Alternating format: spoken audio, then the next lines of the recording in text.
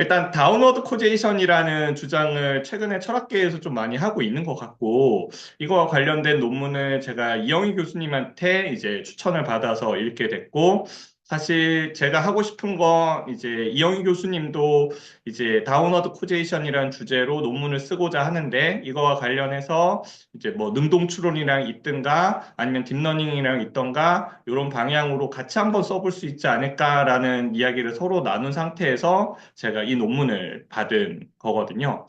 그래서 저는 조금 다운로드 코제이션에 대해서 살짝 비판적인 관점에서 이야기를 해보고자 하는 지점이 있어서 그런 부분을 한번 이야기를 드려볼까 합니다. 일단 다운로드 코제이션이라는 이야기를 하려면 두 가지가 돼야 됩니다. 하나는 다운워드에 대한 이야기가 돼야 될 거고, 하나는 코제이션에 대한 이야기가 되어야 될 겁니다. 그러면 다운워드라는 이야기를 하려면 반드시 있어야 될 말이 레벨입니다. 레벨이 나눠져야 뭐 다운워드든 탑다운이든 바텀업이든 생길 수가 있겠죠. 레벨이 없는데 다운워드란 말 자체가 성립이 되지 않으니까요. 그래서 이 글에서는 레벨에 대한 개념에 대해서 아주 많은 분량을 할애를 해서 공유를 하고 있습니다. 그래서 저는 이 부분에 동의를 하고 있고요. 다운워드에 대한 개념에 대해서는 동의를 하는데 왜 다운워드 코제이션이라는 이 전체적인 개념에 대해서 대체적으로는 동의를 하나 살짝 조금 동의가 되지 않는 부분이 뭐냐라고 했을 때 저는 이 코제이션이 다운워드 방향으로 일어나는 게 아니라 미리 좀 제 생각을 말씀드리면 이건 저자의 생각이 아닙니다. 저자의 생각은 레벨이 나눠져 있고 그 레벨이 나눠져 있다면 이제 어퍼 레이어가 있을 거고 다운 레이어 그 로어 레이어 어퍼 레이어와 로어 레이어가 있을 텐데 어퍼 레이어가 로어 레이어를 코제이션 한다라는 의미로 다운워드 코제이션을 쓰고 있는데 저는 이 레벨이 나눠져 있는 거에 대해서는 동의를 하지만 저는 코제이션이 이 레벨 속에서 일어나는 것인가 아니면 시간의 흐름에서 일어나는 것일까? 라고 했을 때 저는 코제이션은 시간의 흐름으로 봐야 될 거고 한번 그림으로 그려서 설명을 하는 게 훨씬 더 설명이 잘 될 것 같습니다. 이게 레벨이 되겠죠. 근데 이 페이퍼에서도 이야기를 하고 있지만 이 레벨에 있어서 중요한 부분은 뭐냐면 차원 축소의 의미가 있거든요. 우리가 인간의 두뇌라는 건 무언가를 이해를 하는데 용량의 한계가 있는 거고 이 세상에 있는 모든 데이터를 있는 그대로 정말 딱 모든 걸 있는 그대로 알 수는 없기 때문에 뭐 딱 연력학적 개념이 딱 맞는 건데요. 연력학적으로 그 기체의 모든 분자의 운동량과 위치와 속도를 다 알 수는 없지 않습니까? 우리는 그걸 뭉뚱그려서 온도와 압력과 부피, 이런 우리가 이해할 수 있는 개념으로 세상을 해석하고 있다라는 거죠. 한마디로 로어 레벨로 갈수록 자유도가 많습니다. 그리고 어퍼 레벨로 갈수록 자유도가 적고요. 근데 여기서 이야기를 하는 건 이렇게 코제이션이 일어난다라는 거거든요. 어퍼 레벨에서 우리가 무언가를 매니플레이션 하면 그것들이 이 로어 레벨에 무언가를 불러일으킨다 해서 다운워드 코제이션이라는 이야기를 하고 있는데 저는 코제이션이라는 개념을 쓰려면 물론 이 페이퍼에서도 이야기를 하고 있습니다. 시간에 대한 개념, T와 T 플러스 1에 대한 개념을 쓰고 있는데 그걸 좀, 그 다운워드 코제이션과 시간에 대한 개념을 지금 혼용해서 좀 쓰고 있는 지점이 이 페이퍼에서는 있거든요.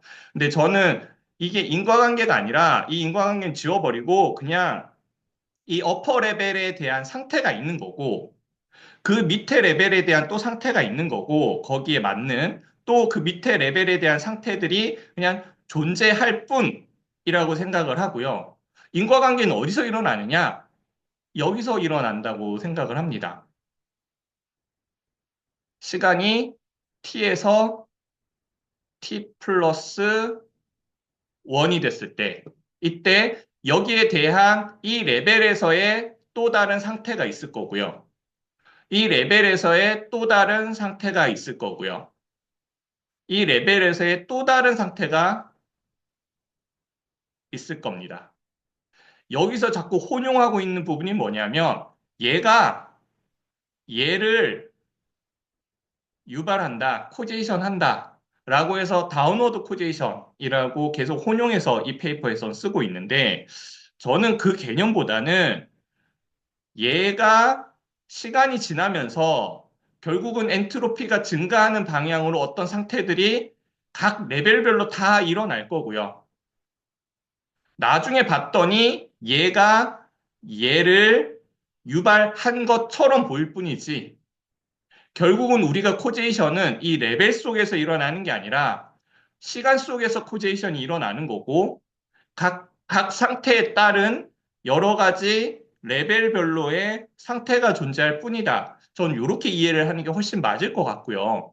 이렇게 이해를 할 때 도움이 되는 부분이 뭐냐 하면 결국은 이 어퍼 레벨에서의 상태의 경우의 수와 로어 레벨에서의 상태의 경우의 수는 차이가 있거든요. 왜냐하면 아까도 말씀드렸듯이 어퍼 레벨의 의미가 있는 이유는 이 페이퍼에서도 나오는 이야기입니다. 어퍼 레벨의 의미가 있는 이유는 우리의 인식의 한계가 있는 거고 그렇기 때문에 우리가 모든 그 기체 분자의 모든 운동량과 속도와 시간 그 위치를 다 우리가 컨트롤할 수 없기 때문에 다시 이야기를 하겠습니다. 저는 코제이션은 결국은 엔트로피가 증가하는 방향으로 일어나는 게 저는 코제이션이라고 생각을 하고요. 뭐 엔트로피가 증가한다라는 말은 결국은 더 있음직한 높은 확률의 상태에 머문다라는 뜻이니까요. 어쨌든 저는 각 레벨별로 어떤 상태가 존재할 뿐이고요. 여기 어떤 인과관계가 존재하는 게 아니라 시간에 따른 인과관계가 존재를 하는 거고 각 레벨별로 거기에 따른 상태들이 존재할 뿐인 거고 나중에 봤을 때 얘를 얘로 바꿨을 때 거기에 대한 다운워드 그러니까 로어 레벨의 상태들이 변한 걸로 보이니 이 코제이션이 있는 것 같아서 다운워드 코제이션 같아 보이지만 그게 아니라 코제이션은 결국은 t와 t 플러스 1과의 관계일 뿐이고 이 레벨은 그냥 상태로서 존재할 뿐이다. 전 이렇게 받아들이는 게 훨씬 더 의미가 있지 않나라는 생각을 하고 그런 이유 중에 하나가 제가 저번에도 그 엄준호 선생님께서 발표해 주셨던 논문에서 제가 그 이야기를 한번 드린 적이 있습니다. 거기서 이제 다운워드 코제이션에 대한 하나의 사례로서 어떤 이야기를 했었냐면 간질 환자에 있어서 그 수학 공식을 풀게 시켜봤더니 그 간질이 일어나는 그 시기를 미룰 수 있는 그런 경우들이 있었다. 이런 걸로 봤을 때, 자, 우리의 어퍼 레벨의 의식의 변화가 우리 밑에 있는 뉴런들, 로어 레벨에 있는 뉴런들의 변화를 불러일으키는 것이 아닐까. 이렇게 설명을 한 거거든요. 근데 그거보다 더 맞는 설명은 우리가 그냥 있을 때의 상태와 그리고 그 복잡한 수학 공식을 풀 때의 상태가 따로 존재를 하는 거겠죠. 지금 상태와 그리고 수학 공식을 푸는 상태가 여기서 코제이션이 일어났던 거고, 수학 공식을 풀 때에 해당하는 뉴런들의 그냥 상태가 존재할 뿐이다. 이렇게 보는 게 저는 더 맞지 않을까 싶고요. 저는 이게 중요한 이유 중에 하나가 제가 그 의식의 역할이 너무 미묘할 뿐이다라고 말씀을 드렸던 부분도 이런 사고방식에 좀 이렇게 묻혀져 있는데요. 왜 그러냐면 우리가 어퍼 레벨의 경우의 수가 1이라면 로어 레벨에 거기에 해당하는 경우의 수가 예를 들어서 뭐 10의 10승계가 있다고 칩시다. 한마디로 그러니까 우리가 이 어퍼 레벨의 어떤 무언가가 필요한 이유는 차원 축소 때문에 그렇거든요. 인간의 두뇌는 한계가 있으니까. 그렇기 때문에 10의 10승의 어떤 경우의 수들, 로어 레벨의 10의 10승의 경우의 수들을 1로서 축소를 하는 거죠. 여기도 10의 10승의 경우의 수를 1로서 축소를 하는 거죠. 근데 이게 한마디로 여기서 여기로 바뀌었다고 하더라도 이 10의 10승의 경우의 수들 사이에서 교집합들이 아주 크게 존재를 한다면 한마디로 여기 10의 10승계라고 했으니까 10의 10승 마이너스 1만큼은 얘랑 얘랑의 경우의 수가 겹치고 여기 1만큼만 경우의 수가 겹치지 않는다면 결국은 우리가 의식의 노력을 하더라도 10의 10승 마이너스 1만큼의 경우의 수는 바뀌는 게 없는 겁니다.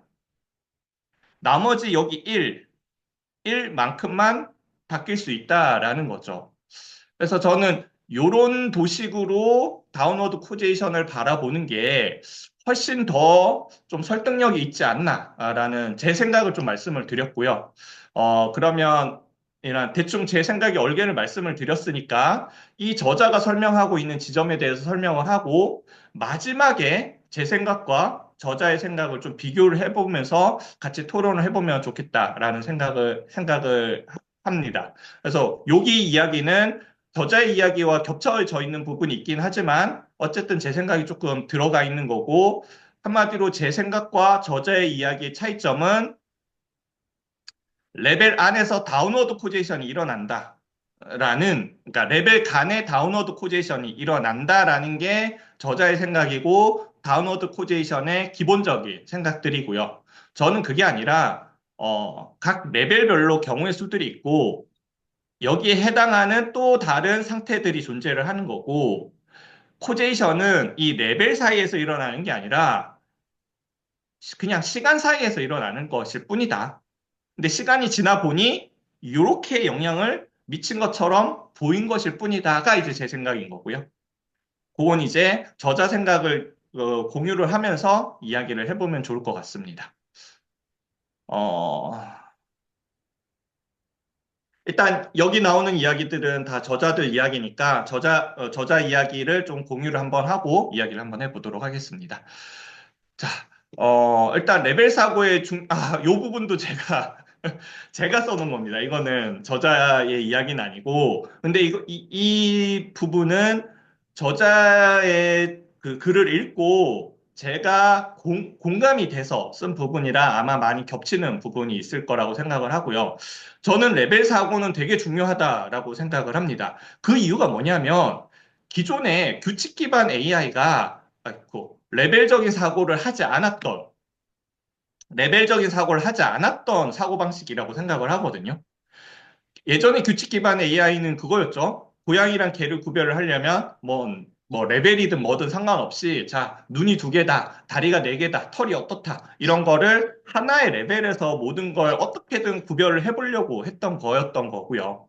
근데 지금 딥러닝이 하고 있는 일들은 이런 레이어를 딥이라는 말 자체에서도 알 수 있겠지만 이런 레이어를 나눠가지고 거기서 이제 레이어 사이에서 일어나는 창발적인 무언가로 인해서 작동을 하고 있는 게 딥러닝인 거잖아요. 그래서 저는 요 규칙 기반 AI가 실패를 하고 딥러닝이 성공을 했다라는 걸 봐서도 저는 레벨적 사고는 상당히 중요하다. 라는 생각을 하고요. 결국은 이 레벨을 나눴을 때 가장 중요한 게 뭐냐 하면은 결국은 딥러닝에서 그 액티베이션 펑션이라는 게 들어가지 않으면 작동을 하지 않습니다. 사실 액티베이션 펑션이 들어가지 않으면 모든 게 요거는 이제 딥러닝을 아시는 분은 알아듣겠지만 딥러닝을 모르시는 분은 좀 못 알아들을 수도 있겠지만 만약에 더 궁금하시다면 질문을 주셔도 좋을 것 같고요. 자, 액티베이션 펑션이 없으면 그 딥러닝은 레이어가 여러 개가 아니라 그냥 하나의 레이어로 그냥 치환이 가능하거든요. 한마디로 선형함수를 뭐 몇백 개를 쌓아봤자 그 선형함수를 결국은 하나의 선형함수로 다시 바꿀 수가 있기 때문에 그냥 액티베이션 펑션이 없는 딥러닝은 딥러닝이 아닌 겁니다. 그냥 구조적으로만 층을 쌓았을 뿐이지 그 전혀 그 의미적으로도 기능적으로도 레이어의 사고방식이 들어가 있지가 않는 거고요. 결국은 딥러닝이 잘 작동하고 가장 중요한 부분이 뭐냐라고 했을 때는 결국은 액티베이션 펑션이거든요. 이 액티베이션 펑션에서 비선형적 상호작용을 만들어내고요. 그로 인해서 결국은 딥러닝이 잘 작동을 하는 거고요. 그러면 액티베이션 펑션의 작용이 무엇이냐라고 물어본다면 이거는 이제 교과서에 이렇게 설명하고 있지는 않은데 제가 이해를 했을 때는 결국은 액티베이션 펑션이 뭘 할까? 라고 물어본다면 현우님 잠시 액티베이션 펑션의 역할이 뭐라고 생각하십니까?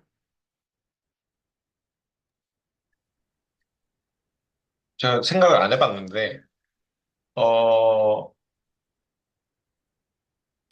노이즈를 줄여주는 역할을 할 것 같긴 하고, 노이즈를 줄여준다.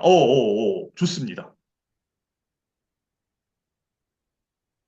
어, 일단 비선형성도 부여를 할 것 같고요. 네, 비선형성이 또 왜 필요하냐, 뭐 이런 의미가 될 것 같고요. 네. 근데 뭐 좋습니다. 또 더 생각 있으십니까? 다른 분도 혹시, 뭐, 천세현님 혹시 그 딥러닝을 좀 알고 계시나요? 아니, 어디 저는 가셨구나. 잘 모르고 있습니다. 아, 예. 그러면 일단 뭐, 좀 말씀을 드리면, 혹시 엄준호 선생님 하실 말씀 있으신지 제가 안 여쭤봤네요. 아닙니다. 설명해 주시면 좋겠습니다. 아, 네. 그 액티베이션 펑션에서 가장 많이 쓰이고 있는 함수가 렐루라는 함수입니다. 그게 뭐냐면, 마이너스는 다 0이고요. 그 뭐야, 양수는 딱 선형함수, y는 x라는 선형함수를 통과시키는 게 이제 렐루라는 함수고요. 요즘 뭐 갤루도 쓰고 뭐도 쓰고 하지만 뭐 갤루라고 해봤자 이렇게 생긴 겁니다. 뭐 그리고 예전에 많이 쓰였던 시그모이드 펑션이라고 해봤자 요런 함수입니다. 요런 함수를 통과시키는 건데 얘네들이 뭘 할까라고 봤을 때 저는 정보를 없애는 일이라고 생각하거든요. 렐루라고 하면 음수 나오는 건 다 정보를 없애버려요. 갤루라고 해도 음수의 정보는 다 작게 만들어버려요. 시그모이드 펑션이라고 해도 결국은 큰 수들, 양으로 큰 수든 음으로 큰 수들은 다 축소시켜버려요. 액티베이션 펑션이 하는 역할은 정보를 없애는 역할을 한다고 저는 생각을 해요. 교과서에 이렇게 설명되어 있지는 않은데 저는 액티베이션의 역할은 정보를 없애는 역할을 한다. 그러면 왜 정보를 없애야 되지? 라고 했을 때 아까 말씀드렸던 그 부분이랑 연결되어 있습니다. 우리의 두뇌는 세상의 모든 데이터와 오버피팅하는 순간 우리의 두뇌는 한계가 있습니다. 그걸 다 처리할 수가 없습니다. 절대로 불가능합니다. 그럼 우리의 두뇌가 하는 역할은 무엇이냐라고 했을 때 그 로어 레벨의 수많은 데이터를 압축을 해서 어퍼 레벨의 차원 축소를 그냥 우리 인간의 두뇌는 딱딱한 두개골이라는 한정된 영역 안에 갇혀 있기 때문에 이 차원 축소라는 건 무조건 반드시 해야만 하는 태생적인 한계를 갖고 있는 거고요. 물론 한 가지 더 역할이 있습니다. 우리가 데이터 자체가 중요한 게 아니라 뭐 이 얘기하면 또 길어질 것 같은데 그냥 뭐 말씀을 드리면 우리는 데이터 자체가 중요한 게 아니라 한마디로 내 아들이 물에 빠지는 그러한 시각 자극을 받았을 때 그 시각 자극이 어떤 시각 자극인지가 중요한 게 아니라 빨리 뛰어가서 그 아이를 구해야 된다라는 그런 행동이 중요한 거잖아요. 그래서 어쨌든 우리의 이런 생존과 번식에 도움이 된 정보만 우리는 갖고 있으면 되는 겁니다. 그런 측면에서 어떤 차원 축소, 정보량을 줄이는 그런 우리의 두뇌가 그렇게 작동을 하고 있고요. 결국은 딥러닝이 해오는 것들, 한 것도 인간의 사고방식을 흉내내는 거기 때문에 이런 차원 축소의 부분이 중요한 거고, 이런 차원 축소를 한다라는 것 자체가 결국은 레벨이 나눠진다는 겁니다. 한마디로 딥러닝에서 레벨이 깊어지면 깊어질수록 계속 정보가 사라진 정보를 갖고 있게 되는 거고요. 그 사라진 정보를 통해서 원래 데이터를 얼마나 인간이 이해할 수 있는 적합한 정보로 다시 만들어낼 수 있느냐. 그러니까 정보를 없애도 얼마나 잘 추론할 수 있느냐가 딥러닝의 저는 기능이라고 생각을 하거든요. 왜냐하면 인간의 두뇌가 한정된 용량으로 진화 역사를 살아왔기 때문에 그래서 딥러닝도 인간의 사고방식을 흉내내야 인간과 소통을 할 수 있으니까요. 그렇게 만들어진 거고 결국은 이런 정보를 없애고 차원을 축소하고 정보를 없애고 차원을 축소하고 정보를 없애고 차원을 축소하고 이 과정을 계속 반복을 해가지고 가장 깊은 층에서는 아주 정보를 싹싹싹 없앴어도 원래 데이터를 잘 추론할 수 있게 하는 그러한 알맹이를 뽑아내는 게 딥러닝이 하고 있는 역할인 거고, 그렇기 때문에 레벨이 중요한 거고, 이거는 레벨을 나누지 않으면 절대로 일어날 수 없는 일이거든요. 결국은 같은 차원에서 계속 사고를 해봤자, 아까 얘기했듯이 액티베이션 펑션이 없는 레벨을 나눠봤자, 이거는 그냥 하나의 선형함수로 다시 만들 수 있기 때문에 전혀 의미가 없는 거고요. 결국은 데이터를 날리고 차원을 축소하고 데이터를 날리고 차원을 축소하고 했을 때의 그 정보로, 그러니까 한마디로 어퍼 레벨의 정보로 로어 레벨의 정보, 그 수많은 어떤 경우의 수를 작은 경우의 수로 다 추론이 가능하냐. 이걸 만들어내는 게 딥러닝이 그렇게 성공했던 이유고, 인간이라는 개체가 몇십만 년 동안 성공적으로 지금 여기 살아남았던 이유인 거고, 그래서 저는 레벨 사고는 상당히 중요하다라고 생각을 하고, 그런 측면에서 저자의 이런 레벨 사고의 중요성을 강조한 부분에 있어서 완전히 동의를 하고요. 이제 제가 동의하지 않는 부분은 아까 코제이션에 대한 부분이고, 그건 이따 뒤에 말씀을 드리도록 하겠습니다. 그런 측면에서 저는 리덕셔니즘이 맞냐, 이머전티즘이 맞냐라고 했을 때 저는 이머전티즘이 더 맞다라고 생각을 하고요. 리덕셔니즘이야말로 저는 한마디로 이런 어떤 선형적인 사고를 하려고 하는 거라고 생각을 하거든요. 그러니까 한마디로 인간이 접근 가능한 딥러닝으로 이야기를 하면 마지막 출력층, 그 한 층에서 우리가 알 수 있는 의식적으로 접근 가능한 그 무언가로 다 환원해서 설명을 할 수 있다라는 게 이거는 이제 저의 어떤 그 사고방식이 좀 포함이 되어 있는 거라서 리덕셔니즘이랑 조금 개념적으로 거리가 멀어질 수는 있을 것 같지만 어쨌든 우리는 말로써 할 수밖에 없는 거고 우리가 말을 한 순간 그거는 결국은 딥러닝에 있어서 출력층에 해당되는 부분이고 이걸로 모든 걸 다 설명을 하겠다? 저는 불가능이라고 생각을 하고요.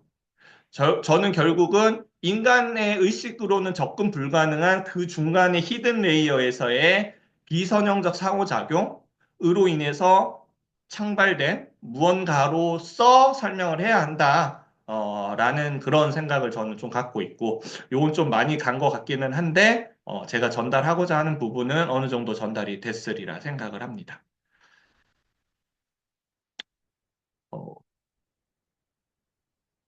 어, 본격적으로 이제 이 페이퍼에 나온 내용인데요.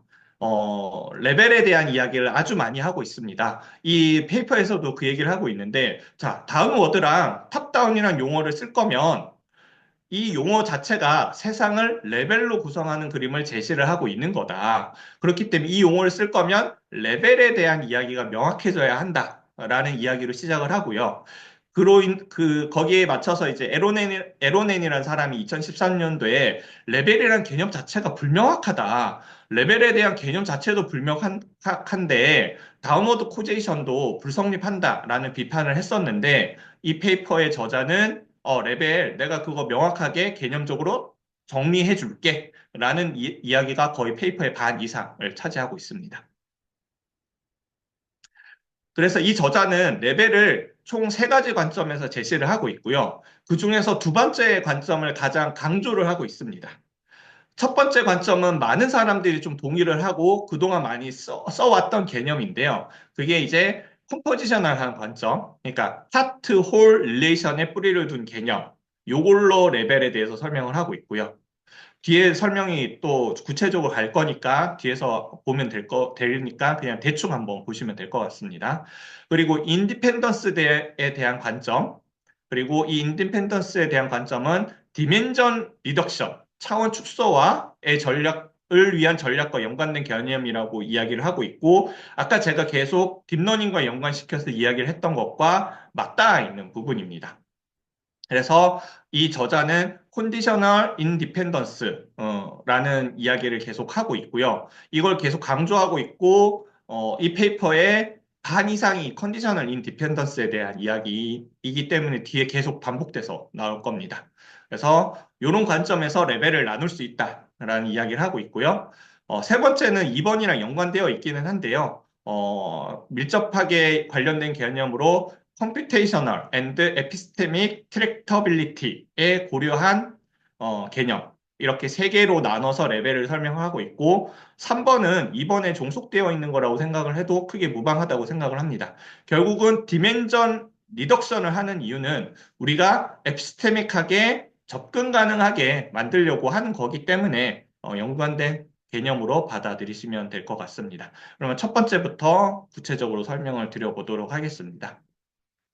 컴포지셔널한 관점에서의 레벨이 뭐냐라고 했을 때 상위 레벨의 엔티티는 하위 레벨의 오브젝트로 컴포즈드 되어 있다라는 게 컴포지셔널한 관점의 레벨입니다. 예시를 보면 원자는 양성자, 중성자, 전자로 구성되어 있고 그렇기 때문에 원자가 더 어퍼 레벨이고 양성자, 중성자, 전자는 로어 레벨이다. 이렇게 컴포지셔널한 관점에서 레벨을 나눌 수 있다. 분자는 원자로 쪼갤 수 있고, 세포는 분자로 쪼갤 수 있고, 다세포 생물은 세포로 쪼갤 수 있고, 이것도 로어 레벨, 어퍼 레벨, 로어 레벨, 어퍼 레벨, 로어 레벨, 어퍼 레벨로 이렇게 컴포지셔널 관점에서 볼 수 있다라고 이제 레벨에 대한 개념을 정의를 하고 있습니다. 두 번째가 이제 이 저자가 가장 강조하고 있는 거고, 인디펜던스에 대한 관점으로 레벨을 정의를 할 수 있고, 이 레벨에 대한 정의가 가장 중요한 레벨에 대한 개념이다라고 이야기를 하고 있고, 여기에 대해서 아주 많은 양을 할당을 해서 설명을 하고 있습니다. 여기서 하고자 하는 얘기는 뭐냐면, 결국은 이건 변수 간의 관계에 대한 문제라고 이야기를 하고 있고요. 이 인디펜던스에 대한 이야기를 하려면 결국은 변수로 이야기를 해야 되는 거고. 근데 뭐, 지금 딥러닝도 뭐, 개, 고양이를 분류하는 것도 개는 1, 0, 0, 0, 고양이는 0, 1, 0, 0, 0 이렇게 다 숫자로 치환해서 모든 걸, 뭐, 사실 챗GPT가 말을 하는 것조차도 결국은 각 단어, 그러니까 의미별로 어떻게 음소라고 해야 되나? 음소별로 다 벡터가 숫자가 정해져 있는 거거든요. 그래서 챗GPT가 하는 역할이 뭐냐면 결국은 앞에 나온 말을 컨디셔닝 했을 때 가장 확률 높은 다음 단어를 예측하는 기계인 거고요. 어쨌든 그 예측도 숫자로서 그 음소별로 할당된 숫자들을 계속 예측을 하는 그러한 기계이기 때문에 사실 모든 건 변수로 치환을 할 수 있다. 이렇게 이해를 하셔도 저는 무방하다고 생각을 합니다. 예를 들어보면 인디펜던스 관점에서 어떤 이야기를 하고 있냐면, 자, 우리가 살고 있는 지금 이러한 실세계에서는 중력이 중요를 하고, 뭐 전자기력이나 강한 핵력이나 약한 핵력, 이런 걸 생각을 하지 않더라도, 우리가 이런 거시적인 세계에서 일어나는 모든 물리 현상, 뭐 뉴턴 역학은 다 설명이 가능하다라는 거죠. 전자기력, 강한 핵력, 약한 핵력 무시해도 뉴턴 역학은 잘 작동한다는 겁니다. 이게 없다는 게 아니라 우리가 중력이라는 공간 안에서 살고 있어도 그 안에 분명히 전자기력도 있고 강한 핵력도 있고 약한 핵력도 있습니다. 하지만 중력의 관점에서 봤을 때 얘네들은 무시를 해도 설명하는데 아무런 문제가 없다는 겁니다. 그래서 인디펜던스 하다는 겁니다. 서로 독립적이라는 겁니다. 그리고 분자와 화합물을 생성하는 화학적 거동을 설명을 하려면 중력을 고려하지 않아도 됩니다. 강한 핵력과 약한 핵력도 고려하지 않아도 됩니다. 그냥 전자기력만 고려를 하면 설명이 충분히 가능하다는 겁니다. 얘네들은 다 서로 인디펜던스 하다는 겁니다. 방사능 붕괴도 강한 핵력과 약한 핵력만 고려하면 얘네들은 고려하지 않아도 충분히 설명이 된다는 겁니다. 변수들 간에 있어서 인디펜던스한 관계가 있기 때문에 얘네들은 레벨로 나눠져 있다라고 이야기를 하고요. 그러면서 이 저자가 주장하는 건 과학에서 레벨이 정말 중요하다. 왜냐하면 이렇게 나눠져 있지 않다면 화학을 하지 않고도 핵물리학을 할 수 있다. 이 레벨이 안 나눠져 있으면 화학하려면 핵물리학도 해야 되는 거고 물리학도 해야 되는 거 그런 뉴턴 역학도 해야 되는 거 다 해야 되는데 이러한 레벨적인 구분이 없이는 이 많은 현상에 대한 모델을 다 구축한다는 건 계산적으로 불가능하다. 그렇기 때문에 이런 레벨이 나눠져 있기 때문에 화학하는 사람은 이 전자기력에만 관심 가지면 되는 거고 핵물리학 하는 사람은 강한 핵력과 약한 핵력에 관심을 가지면 되는 거다. 이렇게 이야기를 하고 있습니다. 아까 했던 얘기인데 화학적 거동에 핵의 힘에 대한 정보를 불러올 필요가 없다는 말의 의미다. 이 인디펜던스 하다라는 의미는 그렇다고 완전히 무관하다는 의미는 아니다. 분명히 그런 화학적 거동에도 핵의 힘이 작동은 할 것이다. 하지만 그게 그렇게 유의미하지는 않기 때문에 무시해도 된다라는 거다. 그래서 이제 조건부 독립성이라는 개념으로 설명을 하고 있고요. 여기 마르코프 블랭킷이라고 써놓은 건 이제 제가 이 조건부 독립성을 이야기를 하는 게 말코프 블랭킷의 관점에서 이야기를 하고 있는 거구나. 라는 생각이 들어서 이건 제가 써놓은 거고, 저자는 이렇게 말코프 블랭킷의 관점에서 설명하고 있지는 않습니다. 근데 저자가 이야기하고 있는 게 말코프 블랭킷의 관점과 되게 동일한 게 뭐냐면, 아까도 이야기했듯이 말코프 블랭킷은 이제 현우님은 좀 잘 알고 있겠지만, 어떠한 팩터를 설명하기 위해서 또 써야겠습니다. 어떤 팩터를 설명하기 위해서 여기에 인과관계를 미치는 것들이 여러 개가 있을 겁니다. 이런 게 있을 거고요. 그리고 이런 게 있을 거고요. 또 여기서 이렇게 영향을 미치는 게 있을 겁니다. 그리고 여기에 또 여러 가지 인과관계들이 다 작동을 하고 있겠죠. 엄청나게 많은 인과관계들이 여기저기 다 있을 겁니다. 근데 우리가 이걸 다 고려하면 이거를 그러니까 트랙터블 하지 않는 겁니다. 접근 불가능하다는 겁니다.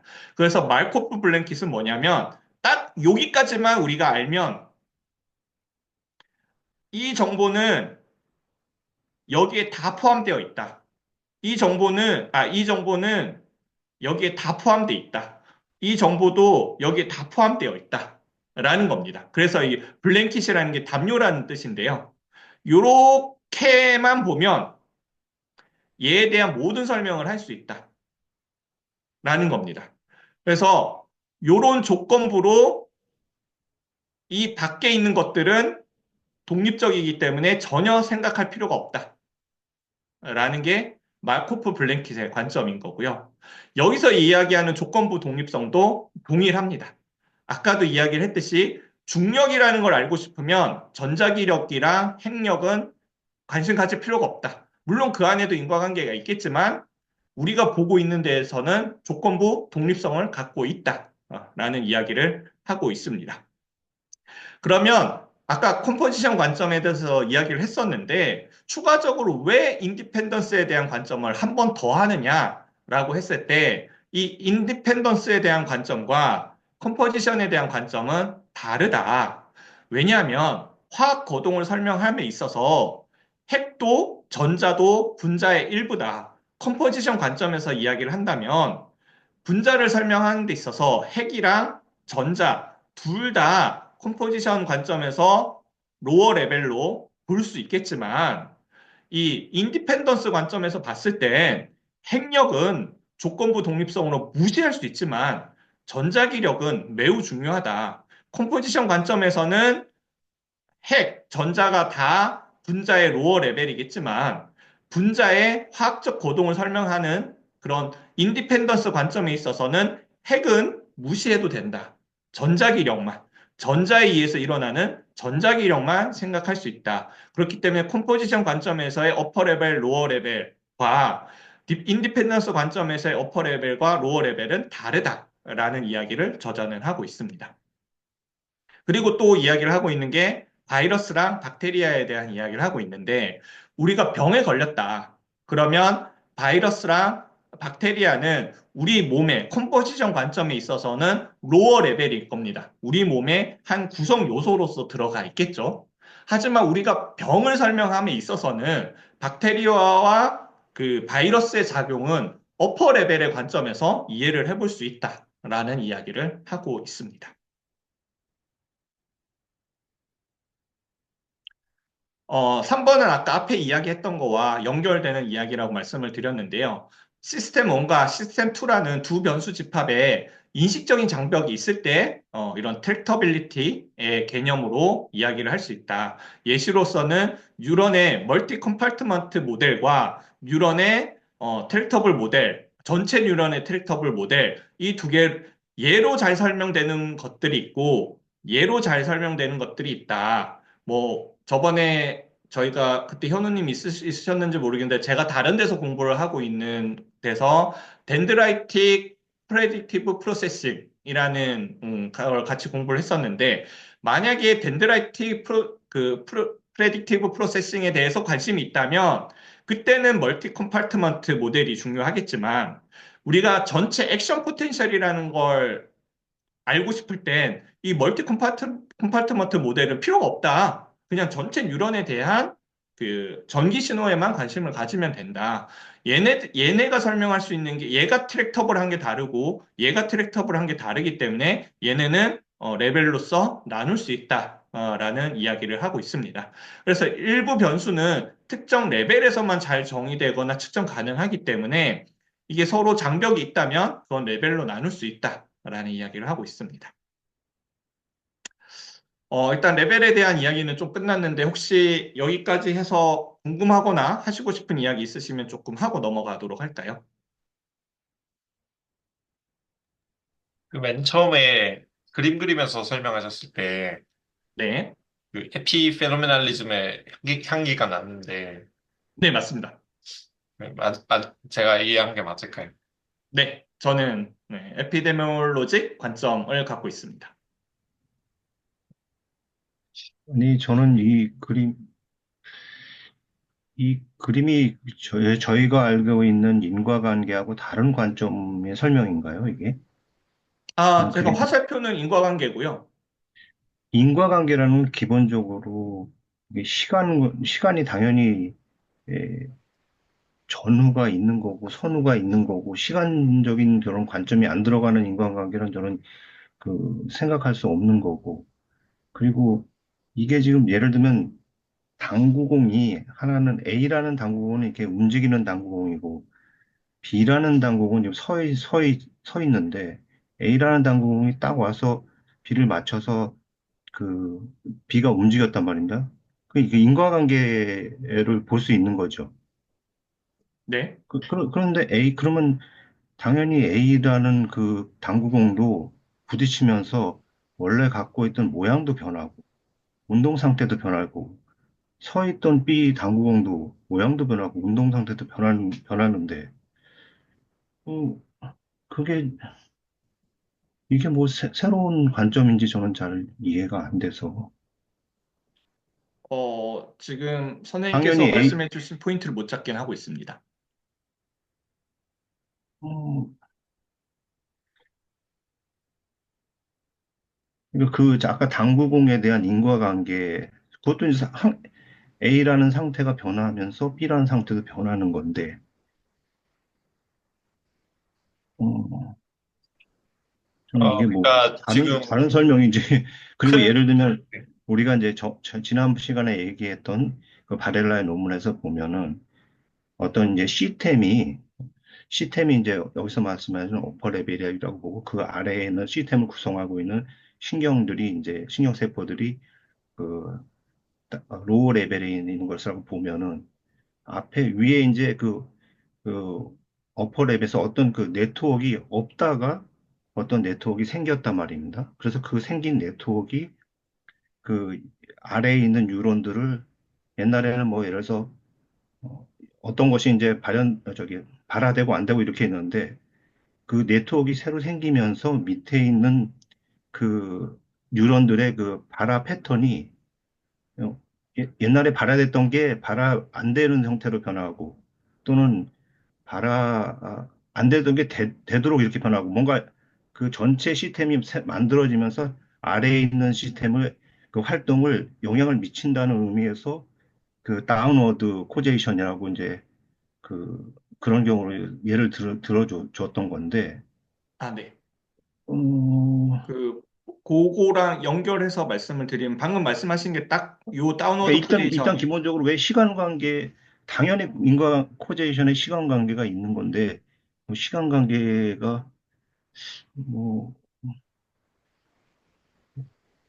저는 이게 새로운 무슨, 코제이션이 새로운 설명인가 하는 생각이 들어서, 저도 이 그림을, 어, 그림 잘 이해가 안 돼서, 아, 네. 혹시 질문을 뭐 드리려고. 저도 이제 엄준호 선생님 말씀해 주신 부분을 제가 정확하게 이해를 못했을 수도 있으니까 한번 엄준호 선생님 말씀을 바탕으로 다시 한번 이야기를 드려보면 방금 말씀하신 게 딱 요 개념이 제가 뭐 새롭다라는 이야기는 아니고요. 네네. 한마디로 이 저자가 하고 있는 다운워드 코제이션에 대해서 다르게 설명할 수 있는 부분이 있고 그 다르게 설명을 하는 게 조금 더 의미가 있다라는 이야기를 드린 거고. 잠깐만요. 여기서 이 대각선으로 이렇게 선을 그신 거 있잖아요. 네. 여기서 지금 이런 인과관계, 이게 인과관계인가요? 이 선이 대각선을 그시, 다운로드 코제이션은 그렇게 설명하고 있는 것 이게 같습니다. 어떻게 제가 이해했을 때. 다운로드 코제이션이 되는 거죠? 이 처음에 있는 어퍼 레벨이 전혀 안 변하면서 지금 밑에 애가 지금 변하는 건데, 여기 있으니까요. 그런 게 어떻게 있을 수가 있느냐는 말. 그건 아니죠. 네, 예. 네. 이 그림은 그냥 우리가 보통 인과관계 얘기할 때 그냥 뭐 당연히 이렇게 생각하는 건데 왜 여기다 대각선으로 그 화살표를 그으시면서 이런 인과관계는 아니다. 이걸 인과관계라고 생각하는 사람은 아무도 없을 텐데. 음, 그러면 결국은 저는 이거인 거죠. 인과관계는 이런 시간축으로만 일어난다는 생각인 거고요. 저는. 그거는 당연한 거죠. 네. 인과관계가 그러면 다운워드는 여기서도 인과관계가 있다라는 거거든요. 다운워드는. 아니 여기 이게 지금 다운로드 그러면 이 인과관계에 있다는 걸 위에가 아무것도 안 변하는데 뭐가 힘이 영향이 이렇게 온다는 건가요? 아니요. 이렇게 간 거는 얘도 변했다라는 의미를 갖고 이렇게 한 거긴 합니다. 이렇게 선을 그을 필요는 없고, 이게 전체가 지금 앞에서 변하면서 뒤에 것도 변하는 게, 이게 인과관계가 아닌가요? 네, 그래서 이제 제가 이야기를 하는 거는 네.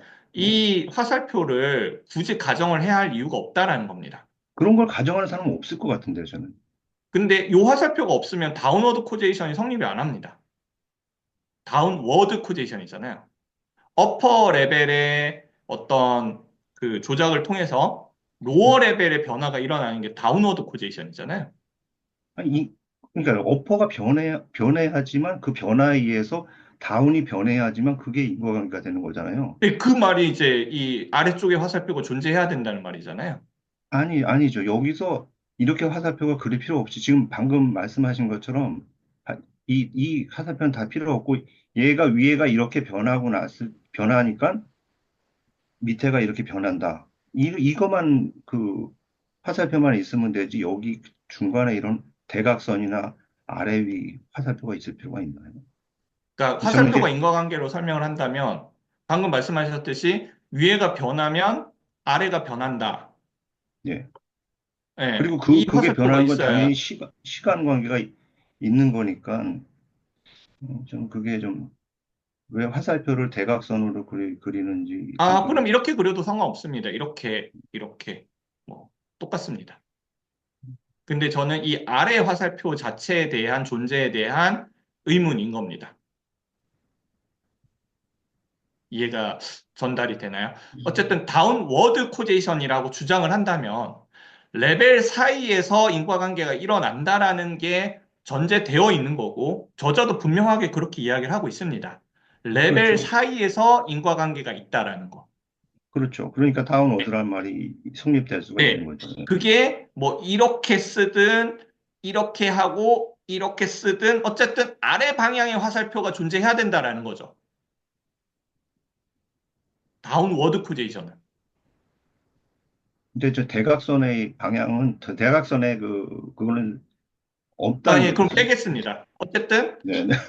얘랑 얘 두 개가 존재해야 된다는 게 다운로드 코제이션입니다. 그러면 합의가 되나요?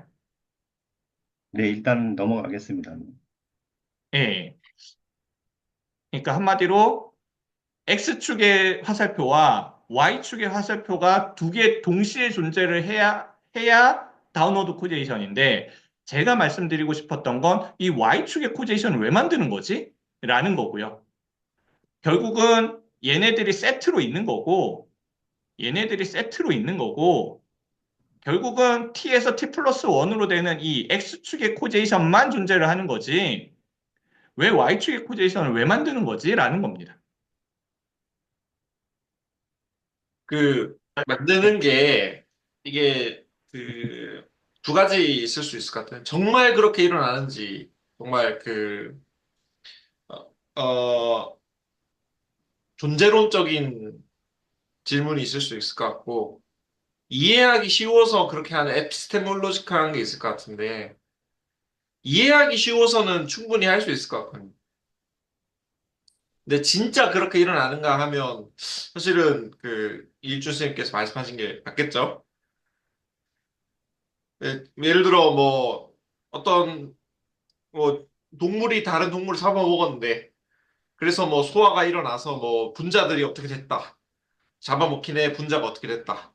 그러면 사실은 포식자의 분자들이 피식자의 분자를 어떻게 한 거에 알아서 그냥 X축의 화살표가 있겠지만 이제 좀 더 뭐 생각을 편하게 하기 위해서 이제 아래쪽의 화살표를 그릴 수는 있을 것 같거든요. 잡아먹어서 이렇게 됐다. 근데 의식에 대해서 생각할 때도 우리가 되게 자주 아래쪽 화살표를 그냥 인지적으로 도움이 되기 위해 그리는 것 같긴 한데, 근데 이제 그게 정말 그러냐 했을 때는, 존재론적으로 그러냐 했을 때는, 저도 부정적이거든요. 그러니까 저도 설명하기 상당히, 이제 간단하게 설명한 게 해서 저렇게 화살표를 아래로만 그린 거지 그 안에는 시간의 흐름이 있는 거죠, 그냥. 그 시간의 흐름을 그냥 표시 안 했을 뿐이지 예, 그 시간의 흐름이 있는 거죠. 근데 아, 시간의 흐름이 있다고 보면, 그 말씀 속에는 이일준 쌤의 생각이 맞다는 게 들어있는 것 같거든요. 그냥 아래쪽 것들이 흘러가니까, 이제 그 창발된 동그란 맨 위에 층이 이제 뭐 동그라미, 세모, 네모 이렇게 변해가는 건데 근데 그 세모에 대응하는 상태가 밑에 것들이 있으니까 이제 그래서 의식적으로 결국 우리가 의식에 대한 프레임워크 내에서 생각을 하는 거니까 의식 상태가 내 팔을 이렇게 만드는 거에 영향을 줄 수 있냐 했을 때 저도 그 보수현상론적인 관점을 가지고 있어서 의식이 한 게 아니다라고 생각하거든요. 다른 신경 상태가 흘러간 거라고 생각을 하는데, 근데 이제 의식의 효용을 생각해 보면 그 효용이 저런 다운로드 커제이션을 정말 일으켜서는 아닌 거라는 건.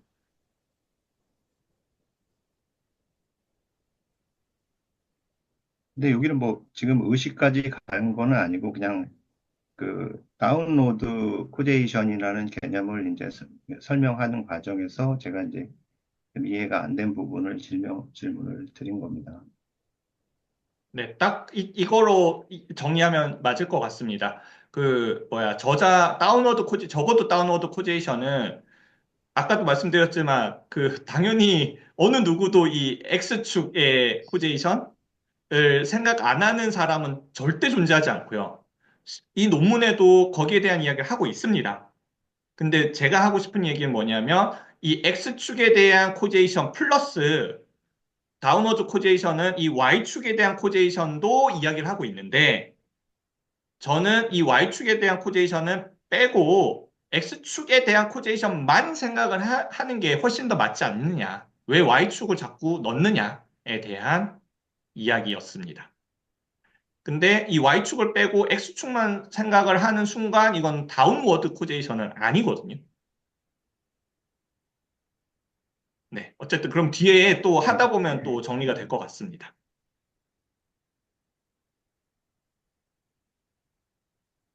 네. 이제 드디어 인과관계 이야기가 나왔고 그 앞에 이야기했던 부분들이랑 좀 겹칠 것 같습니다. 그래서 이 저자는 인과관계를 설명을 함에 있어서 인터벤셔니즘으로 설명을 하려고 합니다. 그게 뭐냐면 y의 값을 변경하는 어떤 개입이 있을 때 y가 z를 유발을 하고 그러니까 y가 z를 코즈한 거죠. 이와 함께 Z가 레귤라하고 유니폼한 방식으로 Z의 값이 연관된 변화가 있다면 이거를 인과관계로 볼 수 있다라고 정의를 하고 있고요. 그 조지 앨리스라는 분은 상위 수준의 변수를 조작해서 하위 수준의 변수를 안정적으로 변화시킬 수 있을 때 하향식 인과관계의 존재를 입증할 수 있다라고 이야기를 했습니다. 그래서 요거를 동의한다라고 이야기를 했고 여기도 보면 상위 수준의 변수를 조작해서 하위 수준의 변수를 변화시킨다라고 이야기를 하고 있잖아요.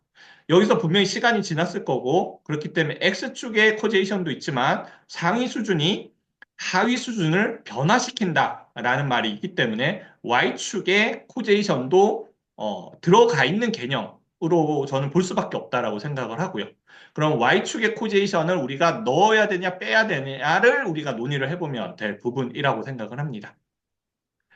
개입주의에 따르면 변수 또는 변수의 값만이 인과관계에 설 수 있으며 관련된 변수를 지정하기 전에는 어떤 인과관계를 말하는지 명확하게 규정할 수 없다. 변수에 대해서만 인과관계를 이야기할 수 있다라고 이야기를 했는데 지금 현재 일어나는 딥러닝들을 보면 뭐 우리가 개, 고양이 이게 변수가 아니라고 생각할 수 있지만 개에다가는 1, 0, 0, 0, 고양이에다가는 0, 1, 0, 0, 0 이렇게 부여를 하면 되는 거고 우리가 인과관계 이 말도 변수가 아닌 것 같지만 인과라는 거에다가 1, 0, 0, 0 관계에다가 0, 1, 0, 0, 0을 부여를 하면 이것도 변수로 되는 거고요. 그래서 모든 건 변수로 바꿀 수 있기 때문에 뭐 모든 건 가능하다 이렇게 저는 봐도 무방하다고 생각을 합니다. 그래서 이제 그 뭐 예시로서 설명을 하면 가장 좋을 것 같은데요. 우리 앞에서 논의했던 부분들을 이 저자는 그 제일 대표적으로 호지킨 헉슬리 모델에 대해서 이야기를 하고 있습니다. 호지킨 헉슬리 모델은 뭐냐면 결국은 전체 세포막의 전이차 V를 바꾸면 각각의 이온 채널의 활동들이 바뀐다라는 모델이고요. 여기서 하고자 하는 얘기는 구성적으로 세포막은 채널보다 높은 수준이다. 그쵸? 세포막 안에 채널들이 존재를 할 테니까요. 그래서 이 호즈킨 헉슬리 모델이 다운워드 코제이션의 좋은 예시로 설명을 하고 있습니다. 한마디로 세포막의 전이차 V를 바꿨을 때 각각의 이온 채널의 활동들이 바뀐다라는 겁니다. 한마디로 어퍼 레벨에 조작을 가했을 때 로어 레벨에 변화들이 생기는 거고 그렇기 때문에 다운워드 코제이션이 생긴다라는 겁니다. 근데 제가 다르게 생각을 하는 건 뭐냐면 음, 자, V1이 있고 V2가 있을 거고요. 여기에 해당되는 경우의 수들이 존재를 할 겁니다. 또 여기에 해당되는 경우의 수들이 존재를 할 겁니다. 이 저자가 얘기하는 그리고 다운로드 코제이션이 이야기를 하는 게 뭐냐면 V1에서 V2로 바꾸면 얘네들이 바뀐다라는 겁니다. 한마디로 V1에서 V2로 바뀌면 얘네들도 바뀐다라는 겁니다. 인과관계가 여기도 있다라는 겁니다. 어퍼 레벨이 로어 레벨을 바꿀 수 있다라는 겁니다. 이 다운워드 코제이션이 있다라는 겁니다. 근데 저는 다르게 생각을 하는 게 뭐냐면 이 화살표 말고 V1에 대한 경우의 수들이 존재하고 있고요. V2에 대한 경우의 수들이 그냥 존재하고 있는 겁니다. 그리고 그냥 어디 갔어? X축의 인과관계만 일어난 겁니다. 그러니까 우리가 V1에서 V2로 바꿨을 때, 얘네들은 바뀌네로 보이는 겁니다.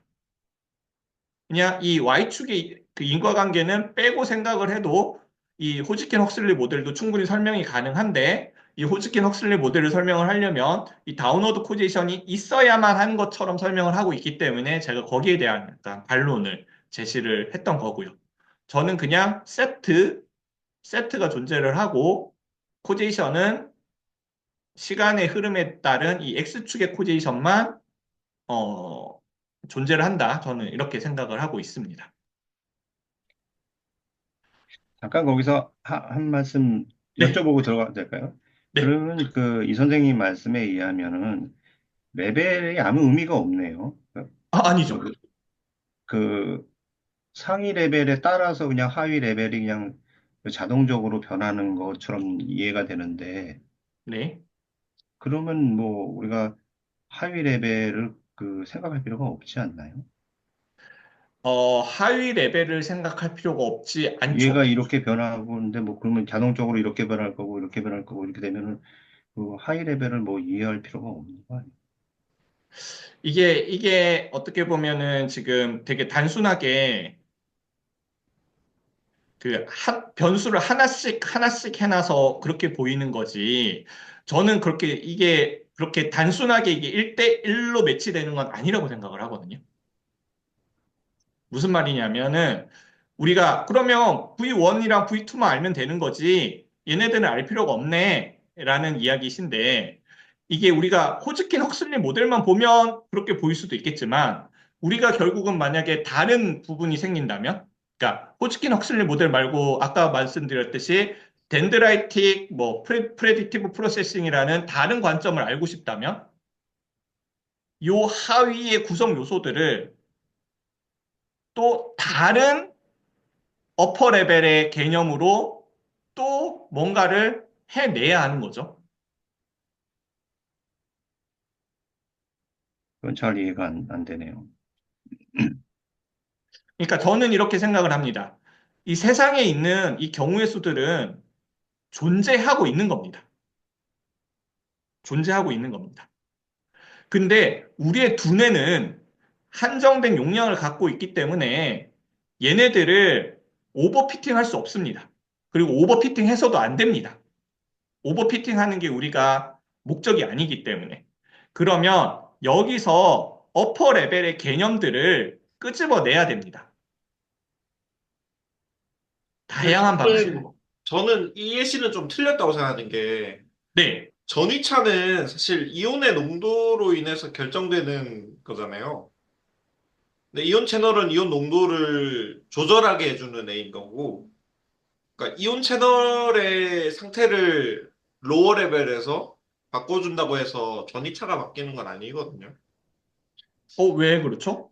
이온 채널, 그러니까 시간이 흐르면 바뀌겠죠. 근데 예를 들어 뭐 그냥 그 어떤 아이온을 인젝션 해주는 식으로 보통 뭐 패치 클램핑 이런 걸 하는데 그러면 정말 그 이온 농도를 바꿔주는 거지 이온 채널을 바꾸는 건 아니거든요. 여기서는 아마 이온 채널의 농도를 얘기를 하는 것 같습니다. 이온 채널의 농도를 바꾼다고 이온 채널의 농도를 그러니까 뭐 이온 익스프레션을 채널에서, 늘리거나 하면 네, 그 이온 채널 뭐 예를 들어 뭐 나트륨 이온 채널을 더 많이 발현시켰다. 뭐 그렇죠. 이런 건가요? 그렇게 구체적으로 이 페이퍼에는 적혀 있지 않고요. 어, 과학 논문이 아니라서. 어쨌든 저는 이해하기로는 어쨌든 이온 채널 자체가 바뀌지 않더라도 이온 채널이 얼마나 열리느냐는 바뀔 수 있잖아요. 네. 예, 거기서 이온이 얼마나 많은 양이 통과하느냐는 바뀔 수 있잖아요. 네. 예, 그런 의미로 이해를 했습니다.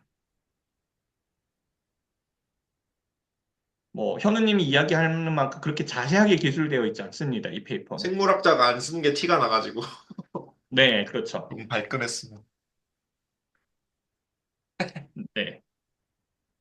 여튼, 그거는 이제 또 다른 얘기였고, 엄준호 근데 선생님이, 그 예, 비슷한 구성주의적인 예시로 생각을 해보면 이 뭐 그냥 예시 다른 거를 한번 생각해 보면 좋겠는데 아까 이전 슬라이드에서 보면서 이제 제가 생각이 난 게 그 회사를 예시로 들면 CEO도 있고 말단 직원도 있잖아요.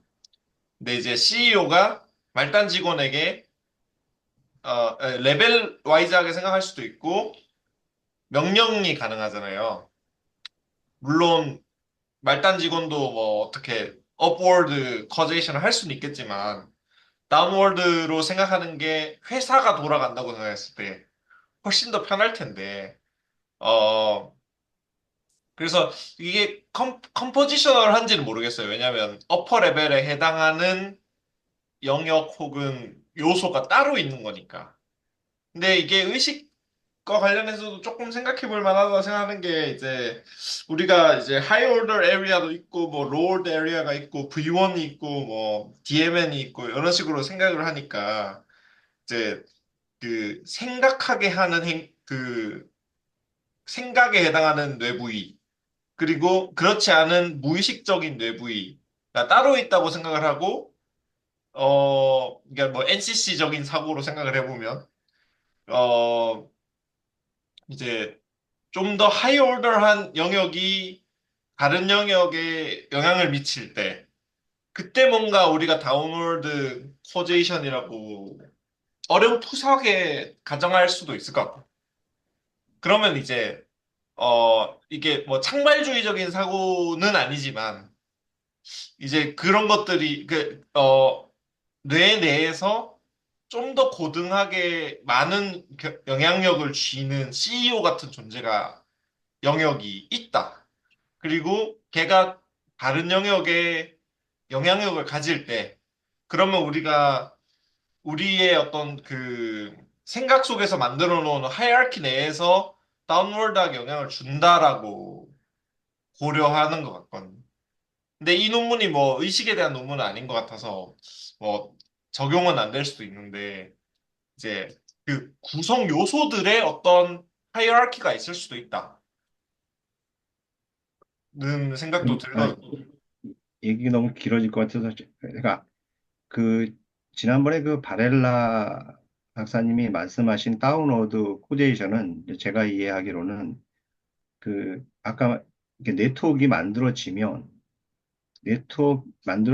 그 네트워크를 구성하고 있는 그 하위 레벨의 그 뉴런들이 예전에 네트워크 만들기 전하고 달리 그 아까 말씀하신 그 자유도 같은 게 제한을 받는다는 의미였거든요. 그래서 다운로드 레귤레이션이라고, 코제이션이라고 설명하신 건데, 그런 코제이션은 있다고 보시는 건가요? 그래서, 아니, 저는 아까도 말씀드렸듯이 그런, 잠시만요. 방금 말씀을 하신 게 어쨌든 뇌의 어떤 네트워크가 바뀌는 거고, 그 네트워크에 따른 그 자유도가 줄어든다라는 거인 거죠. 네, 자유도가 줄어든다고 표현할 수도 있고, 어쨌든 그 구성하고 있는 뉴런들이 그게 네트워크가 안 만들어졌을 때처럼 그렇게 활성을 띨 수는 없다는 의미로 저는 이해해서, 그게 네. 이제 네트워크라는 상위 레벨의 그것이 뉴런의 그 코제이션을 일으킬 수 있다는 얘기구나. 그래서 그거는 그럴싸하다. 우리가 그, 당연히 그냥 상식적으로 생각해도 그냥 뭐가 이렇게 서로 연결이 돼버리면은, 연결된 이 사람이 이렇게 뭐 손을 잡고 연결됐다 그러면은, 당연히 그 연결이 안 됐을 때보다는 뭔가 자유도라든지 그 활동에 영향을 받을 테니까, 그것도, 그럴싸한 개념이다. 이렇게 이해했거든요. 근데 지금 그런 것도 인정을 안 하시는 건지, 네, 방금 얘기하신 것도 정확하게 이렇게 설명을 할 수 있을 것 같거든요. 동그라미라는 네트워크가 세모라는 네트워크로 바뀌었을 때 얘가 얘를 유발할 필요는 없고 동그라미에 대한 여러 가지 뉴런들의 상태들이 있을 거고 세모에 대한 여러 가지 뉴런들의 상태들이 있을 거고 코제이션은 이 시간 관계에 의해서 일어난 거지 시간이 아닌 이 레벨 사이에서 코제이션이 일어난 건 아니다라는 거죠. 동그라미 네트워크에 대한 뉴런들의 상태, 근데 세모의 이제 네트워크에 대한 네, 뉴런들의 상태. 거기서는 이제 뉴런들의 모양이 당연히 뭐 변할 수는 없고, 아, 모양이 아니어도 상관없습니다. 그냥 네, 그러니까 어쨌든 그 뉴런들이 그 네트워크의 일부가 됨으로써 거기서 이제 발화할 수 있는 옛날 같으면은 옛날에 발화했는데 지금 발화하지 않는다는 얘기가 아니고 옛날엔 발화했는데 이 네트워크 속에서는 그 전에 발화했을 것 같은 조건에서도 발화 안 한다는 뜻이거든요. 네. 그건 지금 세모가 됐다는 게 아니라 아직 그 세모가 안 됐다고 얘기할 수 있지 않나요? 무슨 그러니까 아직 말이죠? 발화를 안 했으니까.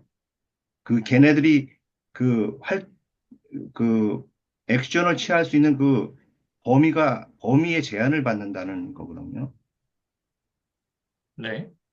네. 그러니까 그걸 이제 다운워드 코제이션이라고 그 설명했던 것 같은데, 바랄레 박사님은. 방금 말씀하신 걸 이렇게 해보면 어떨까요? 그러면 동그라미에서는 그 경우의 수가 10가지였는데 세모에서는 경우의 수가 세 가지밖에 없더라. 제한이 됐다. 앞으로 그렇기 이제 때문에 일어날 가능성의 범위가 네. 줄어든 거죠. 예. 네, 그러니까 그냥 동그라미에는 10개가 묶여 있었고 세모에는 3개가 묶여 있는 거고 포지션은 여기서만 일어났다. 이렇게 설명을 해도 아무 문제가 없는 거죠. 그 파이링 확률로 따지면 어떻게든 그게 그 말씀하신 게 여러 뉴런들의 릴레이셔널하게 서로 뭐 인액티베이트 하고 이니비트 하고 뭐 그럼으로 인해서 이제 파이링 하는 뭐 발화 가능성이나 이제 그런 것들이 달라진 거니까 이게 어쨌든 밑에 층의 인터랙션으로 네트워크적인 인터랙션을 이해할 수 있을 것 같은데 근데 그게 이게 지금 우리가 크게 그려놓은 동그라미 세모는 우리의 perceptual experience잖아요. 근데 그렇죠? 그게 다운워드는 아니고 결국 그 밑에 층의 네트워크 레벨 프로퍼티라는 건데 그거랑 지금 그 위층의 무언가는 이게 다른 뭐 화학 뭐 물리학 뭐 핵물리학 이런 거랑 달리 정말 좀 존재론적으로 다른 거라고 느껴서 저는 그래서 좀 비유가 조금 어려운 것 같아요.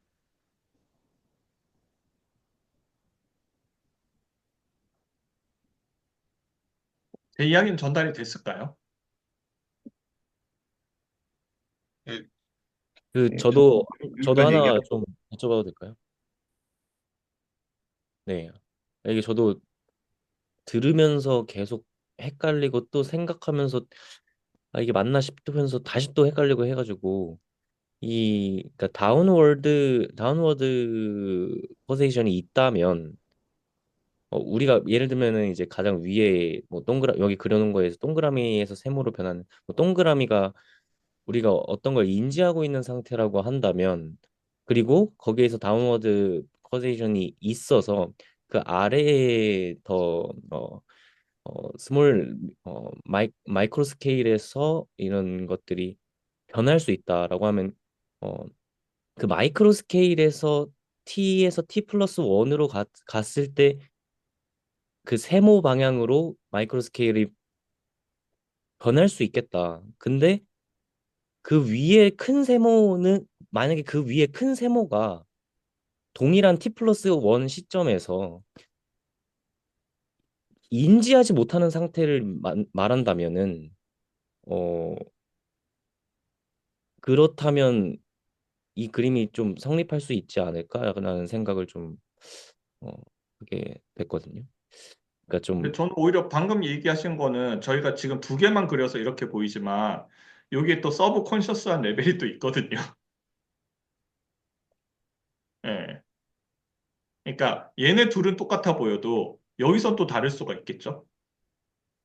레벨이 네. 많기 때문에. 그러니까, 천사님 말씀은 두 번째 컬럼에가 아직 동그라미인 걸 말씀하시는 건가요? 그러니까 큰, 아직도 이게 동그라미인데 얘네들은 세모가 됐다 이런 건가요? 아니요. 거기도 세모인데 근데 이제 약간 그 인지하지 못했다는 게. 단지 그러니까 어, 그렇죠. 네, 맞는 것 같습니다. 그저 동그라미인, 그러니까 나의 인지 상태는 변하지 않았는데, 얘는 바뀌지 않았는데 얘는 바뀌었다. 그럴 수 있죠. 근데 말씀드렸듯이 지금 2개만 그려놔서 그렇지 여기 서브 컨셔스 레벨에 또 다른 게 있을 수 있으니까. 결국은 얘는 차원 축소이기 때문에 아주 많은 경우의 수를 하나로 축소해 놓은 겁니다. 그렇기 이게 때문에 약간, 네, 네. 겉으로 보기에 똑같아 보여도 이 안에는 되게 다양한 경우의 수들이 존재를 하고 있는 거죠. 뭔가 저는 이게 계속 헷갈리면서도 이게 좀 생각을 해보면 문학적으로 표현해보자면 뭔가 그런, 우리는 결코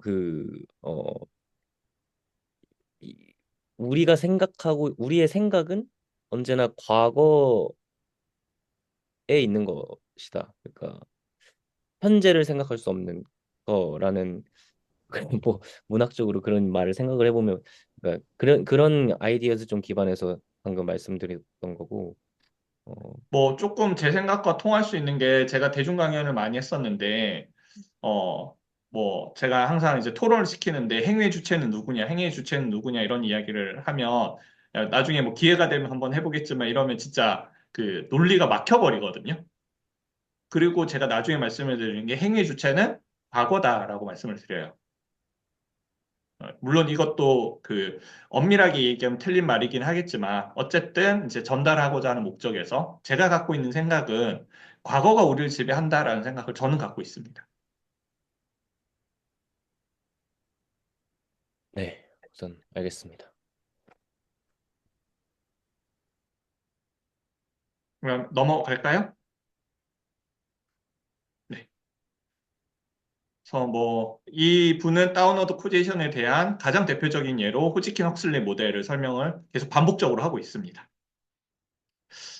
자, 그럼 인과관계를 설명함에 있어서 가장 중요한 건 디스팅트니스가 가장 중요하다. 뭐냐면 원인과 결과가 구별되어야 하는데 전체와 부분이 인과관계에 서 있을 만큼 충분히 구별되지 않으면 이거는 인과관계로 설명을 할 수가 없다라는 거고 그걸 비판했던 분 중에 하나가 이제 데이비드 루이스라는 분이고 내가 이 문장을 말하는 것이 이 문장을 말하는 것을 유발한다거나 내가 이 문장 전체를 말하는 것이 이 문장의 전반부를 말하는 것을 유발한다거나 내가 말하는 것이 내가 큰 소리로 말하는 것을 유발한다고 하면 안 된다. 그 반대의 경우도 마찬가지다라고 이야기를 했는데 이게 이제 디스팅트니스가 안 된다라는 거죠. 그래서 여기서 비판하고자 하는 부분은 뭐냐면 그 뭐야 구성적인 관점에서 어퍼 레벨과 로어 레벨이 구분이 안 되면 딱 이거인 거죠. 제가 설명드렸던 이게 구별이 안 되면 이건 인과관계가 아니다.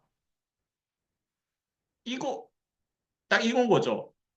뭐야? 이 문장의 전반부를, 그러니까 이 문장 전체를 말하는 것이 이 문장의 전반부를 말하는 것을 유발한다. 이러면 안 된다라는 게 딱 이 그림인 거죠. 이 어퍼 레벨에 말하는 것이 이 다운 레벨의 이 구성 요소들을 다 한꺼번에 이야기를 하는 거면 이게 디스팅트니스가 안 되면 이게 디스팅트니스가 안 되면 이건 인과관계가 아니다라는 거고 저는 요 관점에 동의를 하는 부분이거든요. 그래서 이렇게 디스팅트니스가 되지 않으면 이거는 인과관계가 아니다라는 비판이 있고, 그래서 이 저자는 이 디스팅트니스에 대해서 그 얘기를 할 수 있는 부분이 이 인디펜던트 픽서빌리티라는 조건을 갖고 이야기를 하면 이거는 디스팅트니스를 얘기를 할 수 있다라는 이야기를 하고 있고요. 그게 인디펜던트 픽서빌리티는 뭐냐면 독립적으로 고정 가능하다라는 조건인데 개입을 통해서 아까 인터벤셔니즘으로 설명을 한다라고 했는데 개입을 통해서 해당 값을 셋더 베리어블 하는 것이 가능하면 이때부터 디스팅트가 된다라는 거고요. 그래서 각 입자 집합의 3차원 위치 및 운동량은 위치, 운동량 이런 것들은 독립적으로 픽서빌리티 가능하기 때문에 얘네들은 디스팅트니스가 되는 거다라는 이야기를 하고 있는 거고요. 근데 다이나미컬 컨시더레이션을 할 경우에는 아닐 수도 있다. 뭐 예를 들어서 불확정성의 원리 같이 위치가 고정이 되면 운동량을 알 수 없다거나 운동량이 고정되면 위치를 알 수 없다거나 서로 인디펜던트하게 고정을 못하고 그 정확히 저도 물리는 모르겠지만 이 운동량 자체가 위치에 의해서 서로 그 관계를 맺고 있거든요. 그래서 그런 걸 서로 이제 지키게 되면 연관을 시키게 되면 이 인디펜던트 픽서빌리티라는 조건이 망가질 수도 있다. 그래서 조건에 따라 이 인디펜던트 픽서빌리티는 달라질 수 있다라는 이야기를 하고 있고요. 그래서 앞에 얘기했던 호즈킨 헉슬리 모델이 왜 인과관계적으로 디스팅트니스가 되느냐라고 했을 때 전압 클램프라는 걸 통해서 그러니까 전압 클램프를 작동을 하면 이온 채널의 작동과 같은 내생적인 원인이 아니라 전압 클램프라는 이 장치에 의해서 막전이가 고정되는 개입 장치로 기능을 한다. 그렇기 때문에 전압 클램프로 V1이든 V2든 V3든 설정을 하고 거기에 따라서 이온 채널들이 바뀌기 때문에 이건 디스팅트니스가 되는 거고 그렇기 때문에 다운워드 코제이션이 되는 거다라고 이야기를 하고 있습니다. 그래서 저는 이제 이 저자가 하는 이야기가 딱 다시 하면 저자가 하는 이야기가 자, V1, V2 여기에 대한 로어 레벨의 여러 가지 경우의 수들 이렇게 있을 텐데 이분이 하는 얘기는 전압 클램프로 이걸 바꿨더니 얘가 바뀌더라 라는 이야기를 하고 있거든요. 그래서 다운워드 포지션을 설명을 하고 있는데 저는 이거는 디스팅트니스가 안 된다라고 생각을 해요. V2에 해당하는 경우의 수는 디스팅트니스가 안 된다고 생각을 해요.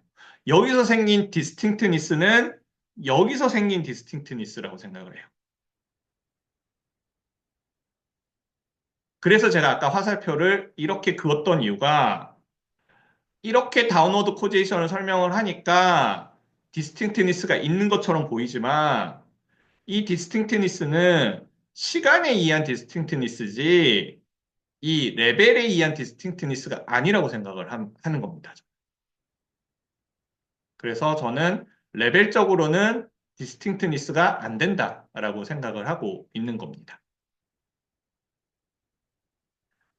그래서 이제 이런 시간에 대한 이야기들도 하고 있는데, 자, 주기성에 대한 우려가 있다. 어차피 이제 어퍼 레벨이 로어 레벨을 유발을 하고, 한마디로 아까 HH 모델, 허지킨 헉슬리 모델을 얘기를 하면, 자, 디스팅트니스가 안 된다. 어퍼 레벨에서 전압을 바꿔버리면, 로어 레벨의 이온 채널들의 그, 활동들이 바뀌겠죠? 근데 이온 채널들의 활동이 바뀌면 또 전압이 바뀌겠죠? 이거 디스팅트니스가 안 된다라는 이야기를 하는데 근데 앞에 이야기했던 인디펜던트 픽서빌리티의 관점을 갖고 오면 전압 클램프로 어퍼 레벨을 조정을 하면 로어 레벨이 바뀌고 로어 레벨의 이온 채널의 이온의 흐름을 바꾸면 전체적인 전압이 바뀌고 이렇게 디스팅트니스가 되는 거다라고 이야기를 하고 있지만 저는 그거는 온리 시간에 의해서 구별된 디스팅트니스지 레벨에 의해서 구별된 디스팅트니스는 아니다라고 생각을 하는 겁니다. 그래서 이제 컨디셔널 인디펜던스에 대한 관점 앞에서 살짝 설명을 드렸지만 이 뒷부분은 이 컨디셔널 인디펜던스에 대한 관점에 대해서 계속 쭉 풀어내고 있습니다. 제가 여기는 그냥 제 관점에서 써놓은 거고요. 요 밑에부터가 이제 그 페이퍼에서 한 이야기인데, 뭐, 이건 설명하기 편하게 하기 위해서 컨디셔널 인디펜던스가 이제 저자가 이야기하고 있는 게 무엇이냐라고 했을 때, 뭐, 연력학에서 우리가 알고 있는 이상기체의 상태 방정식이 PV는 nRT잖아요. 요걸 관점에서 생각을 해본다면, 부피가 고정되어 있을 때, 결국은 온도를 바꾸면 압력이 바뀌는 거고, 이렇게 되는 거잖아요. 근데 어떤 온도, 만약에 그 25도라고 가정을 해볼게요. 25도에 대한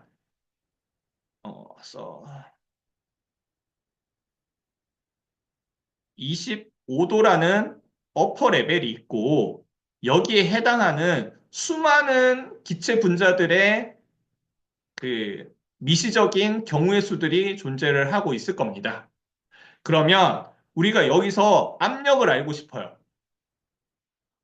그러면 얘를 알아야 되느냐? 몰라도 된다는 겁니다. 이 수많은 미시적인 상태에 대해서 몰라도 온도라는 25도만 정해지면 여기에 대한 압력을 알 수가 있다는 겁니다. 그래서 25도라는 컨디션, 25도라는 조건 하에서는 이 압력은 여기 미시적인 상태에 대해서 독립적으로 결정할 수 있다. 그렇기 때문에 이 수많은 경우의 수들을 우리가 생각할 필요가 없다. 그렇기 때문에 얘네들은 같은 레벨로 생각을 할 수 있다. 라는 게 이 컨디셔널 인디펜던스, 이 저자가 강조하는 컨디셔널 인디펜던스에 대한 개념입니다. 그래서 제가 아까 앞에서도 좀 하긴 했지만 차원 축소의 관점이다. 결국은 이 수많은 미시적인 상태들을 우리가 다 오버피팅 할 수 없기 때문에 거기에 대한 차원 축소로서 온도와 압력을 갖고 있는 거고 요것만으로도 이 수많은 미시적인 상태가 설명이 가능하다면 그게 어퍼 레벨로서 작동을 한다라는 거고요. 이건 다 제가 앞에서 했던 이야기니까 넘어가도록 하겠습니다. 여기서 페이퍼에서 이야기를 하는 거는 이렇게 동일한 조건부 독립성 관계가 유지되는 변수들이 자연스럽게 그룹화가 되기 때문에 그렇기 때문에 이렇게 그룹화가 되는 걸 같은 레벨로 볼 수 있다라고 이야기를 하고 있고요. 저도 물리를 잘 몰라서 그냥 그대로 써왔는데 그 스페셜 스트럭처의 역할을 포착하는 데 사용하는 파셜 디퍼런셜 이퀘이션, 스페셜 스트럭처로부터 앱스트랙트 어웨이 하는 오디너리 디퍼런셜 이퀘이션 이런 것들이 다 서로 다른 레벨로서 설명이 가능하다라는 이야기를 하고 있는 거고요. 근데 이런 주장에 대해서 일부 회의론자들, 이렇게 레벨로 나눠서 설명을 하는 거에 대해서 일부 회의론자들의 주장은 그겁니다. 딱 그 리덕셔니즘 관점인 것 같거든요. 하위 수준에 있는 변수와 관련된 주장만이 진정한 문자 그대로의 인과관계지, 그 어퍼 레벨에서의 인과관계는 진짜 인과관계가 아니야. 환원해서 더 이상 쪼갤 수 없는 그 수준으로 가서 설명을 해야만 그것이야말로 진정한 인과관계다라고 주장을 하시는 분들이 계시는데 이 저자는 이 하향적 인과관계의 주장이 왜 정당하냐라고 했을 때 하향식 원인 후보가 실험 방식들, 그러니까 그 로어 레벨의 여러 가지 방식들에 관계없이 균일한 영향을 미치는 경우에는 하위 수준이 아닌 상위 수준의 변수로만 상황을 설명해도 잃는 것이 없다. 하위 수준 고려하지 않아도 상위 수준만으로도 충분하게 설명이 된다. 그리고 계산상의 이유로 어떤 상황에서는 하위 수준의 변수로 그 효과를 우리가 할 수가 없다. 그 기체 분자 하나하나 우리가 어떻게 할 것이냐? 할 수가 없다. 그렇기 때문에 이런 어퍼 레벨의 하향적 인과관계로 설명을 하는 게 정당하다. 이런 일부 회의론자들이 리덕셔니즘으로 하위 수준의 변수로만 설명을 해야 인과관계다. 그 외에는 진정한 인과관계가 아니라고 주장을 하는데 이런 두 가지 이유로 인해서 하향적 인과관계도 정당하다라고 이야기를 하고 있습니다. 그러면서 이제 거의 마지막인데 오토노미에 대한 이야기도 하고 있는데 오토노미는 한마디로 이제 어떤 범위 현상을 적절히 모델링하기 위해서 다른 이론이나 수준에서 오는 정보가 필요하지 않을 정도로 그냥 그 안에서 그러니까 PV는 nRT처럼 P 압력, 부피, nR은 어차피 상수니까 T 온도 요 세 가지로 충분하게 설명이 된다면 이 PV는 nRT는 오토노미하다. 다른 이론이나 다른 정보가 필요하지 않을 정도로 그거 자체로서 충분하게 오토노머스하게 설명을 할 수 있다면 오토노미하다라고 이야기를 하고 있습니다. 이제 결론인데요. 그러면 이 저자가 주장하는 이 컨디셔널 인디펜던스라는 개념이 왜 중요하냐라고 했을 때 결국은 차원 축소의 의미입니다. 보다 세분화된 분석 수준에서 조건적으로 무관한 특정 요소를 추상화. 한마디로 그 기체 분자의 하나하나의 그런 특정 요소들을 다 보는 게 아니라 그걸 추상화해서 압력, 부피, 온도 이렇게 추상화해서 특정 효과를 설명하는데 성공할 수 있다. 그렇기 때문에 우리는 이런 설명들이 그런 세부적인 로어 레벨의 세부적인 요소와 독립적으로 설명이 가능하다. 그렇기 때문에 조건부 독립성의 개념이 중요하다라는 이야기를 하고 있고요. 그리고 차원 축소라는 게 중요한 부분이 또 여기 있는데 어떤 요인을 무시할 수 있는지 제가 앞에서 액티베이션 펑션이 정보를 지우는 역할을 한다라고 계속 강조를 드렸었는데 어떤 요인을 무시할 수 있는지에 대한 타당성 논증을 제공하는 유용한 휴리스틱 역할을 할 수 있기 때문에 이런 조건부 독립성의 개념이 중요하다라고 저자는 주장을 하고 있습니다. 하지만 주의점이 필요하다. 조건부 독립성이 대략적으로라도 유지되는 경우를 찾는 것은 쉽지 않다라고 이야기를 하고 있고요. 근데 이 뒤에는 제가 이거 그냥 제가 붙인 건데요. 이건 저자의 생각이 아니라 딥러닝이 이걸 해주는 게 아닐까? 아까도 얘기했듯이 정보를 지우고 정보를 지우고 정보를 지우고 정보를 지우고 계속 지워서 차원 축소된 걸 통해서 그 세세한 부분들을 우리가 추론 가능하게 하는 게 이제 딥러닝이 하는 역할이니까 저자가 주장하는 이런 조건부 독립성을 찾는 게 정말 쉽지 않은데 딥러닝이 이걸 해주는 게 아닌가? 그냥 제가 혼자 생각을 해본 거고요. 그리고 또 여러 수준에 걸쳐서 광범위한 그 코잘 리키즈가 발생할 수 있기 때문에 뭐 레벨이 완전 샤프하게 세퍼레이션 된다라는 걸로 설명을 하게 되면 오해를 불러일으킬 수 있다. 레벨을 나누지만 그 레벨 사이에서도 코잘 리키즈가 있을 수 있다라는 걸 우리가 잊으면 안 된다. 그리고 조건부 독립성 사실은 결국은 상대적으로 설명 가능하다라는 점에서 의미가 있기 때문에 우리가 특정 설명 1을 설명을 할 때, 뭐, 이 스타가 이와 비슷하다고 해서 1을 설명을 할 때 무시했던 요소를 이 스타를 설명을 할 때도 당연히 무시할 수 있게 그렇게 가서는 안 된다. 이거는 상대적으로 설명 가능하다는 관점이기 때문에 경험적 증명이 꼭 필요하다. 그렇기 때문에 뭔가 비슷하다고 해서 E에서 무시했던 세부적인 사항을 이 스타에서 세부적으로 무시해서는 안 된다라는 이야기를 하면서 마무리를 하고 있고요. 아까 그 현우님께서 정확하게 지적해 주셨는데 저는 에피스테몰로지칼 이머전티즘 관점에서 세상을 바라보고 있는 사람이고요.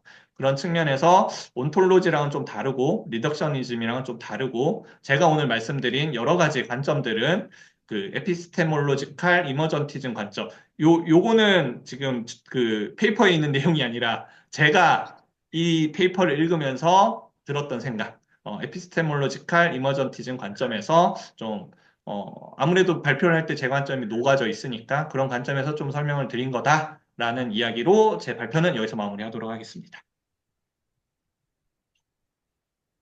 감사합니다. 제가 들었던 생각은, 어, 우리가 창발도 사실, 그러니까 이제, 그 레이어 간에 어떤 영향을 주는가, 레벨 간에 어떤 영향을 주는가도 잘 모르니까, 윗단에서 흘러가는 일들을 우리가 뭔가 경험적으로든, 그, 현상적으로든 추측이 가능하고, 그러니까 그 저번에 여민수님께서 발표하신 내용하고도 좀 연관이 많이 되는 것 같은데, 이제, 당구공이 당구공을 때리는 정도의 이제 그런 애브스트랙한 수준에서의 일들은 우리가 보고 뭔가 논리적으로 인포하고 그래서 이제 아 이렇게 되는구나라고 이제 할 수 있지만 정말 밑단에서 일어나는 일들이 윗단에 어떤 영향을 주는가 혹은 윗단이 밑단을 어떻게 영향을 주는가 가능한 기전들을 우리가 다 모르니까 이제 그거를 다 알기 전까지는 함부로 얘기할 수 없는 게 아닌가? 이제 그 위아래를 왔다 갔다 하는 게 참 어렵겠다는 생각을 했거든요. 저도 아마 딥러닝이 나오지 않았다면 저도 정말 수년, 몇 년, 뭐, 저 언제부터 바뀌었는지는 모르겠지만 저 완벽한 리덕셔니즘 환자였거든요. 정말 환원주의적인 생각을 아주 많이 갖고 있었는데 이런 생각들이 바뀌게 된 가장 결정적인 그 요소가 뭐냐라고 저한테 물어본다면 전 딥러닝이에요. 딥러닝이 하는 게 결국은 이 이머전티즘을 만들어내는 거거든요. 아까 비선형 함수의 중요성을 계속 그 액티베이션 펑션의 중요성을 강조를 했지만 그 액티베이션 펑션으로 인해서 일어나는 그 상호작용 여기서 이머전티즘 되는 게 너무 중요하기 때문에 그거 아니고서는 앞에서 이야기했지만 규칙 기반의 AI로서는 절대로 풀리지 않는 도대체 어떤 명제로 환원을 해야 이 고양이랑 개가 구별이 될까? 어떤 명제로 환원을 해야 개랑 고양이를 구별할까 했는데 절대로 되지 않았던 게 이 그 비선형 관계의 상호작용에서 일어나는 이 창발적인 무언가가 딥러닝에서 성공적으로 이뤄냈다라는 거. 이게 제가 리덕셔니즘에서 이머전티즘으로 바뀌었던 아주 결정적인 제 생각의 변화가 딥러닝 때문입니다.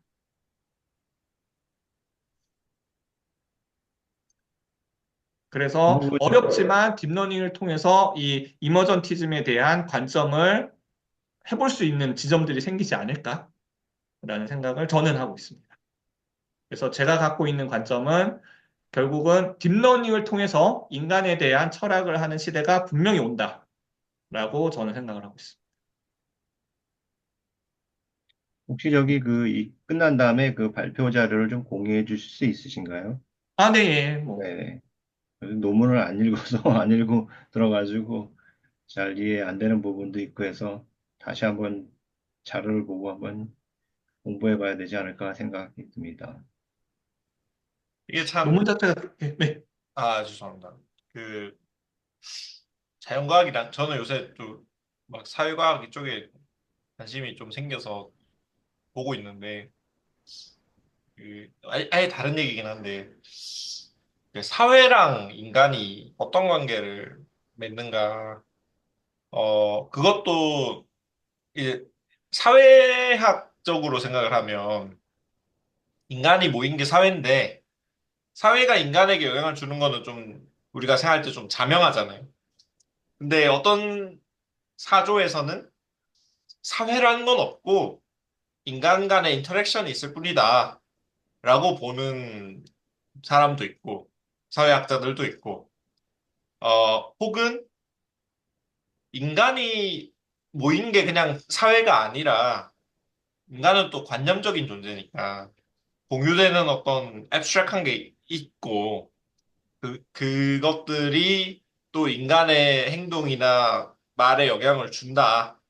그래서 뭐 그것들이 충돌하기도 하고 뭐 이런 식으로 이제 그 다운워드 코제이션이란 개념을 좀 제가 뭐 사회학자 아니지만 좀 편하게 생각할 것 같거든요.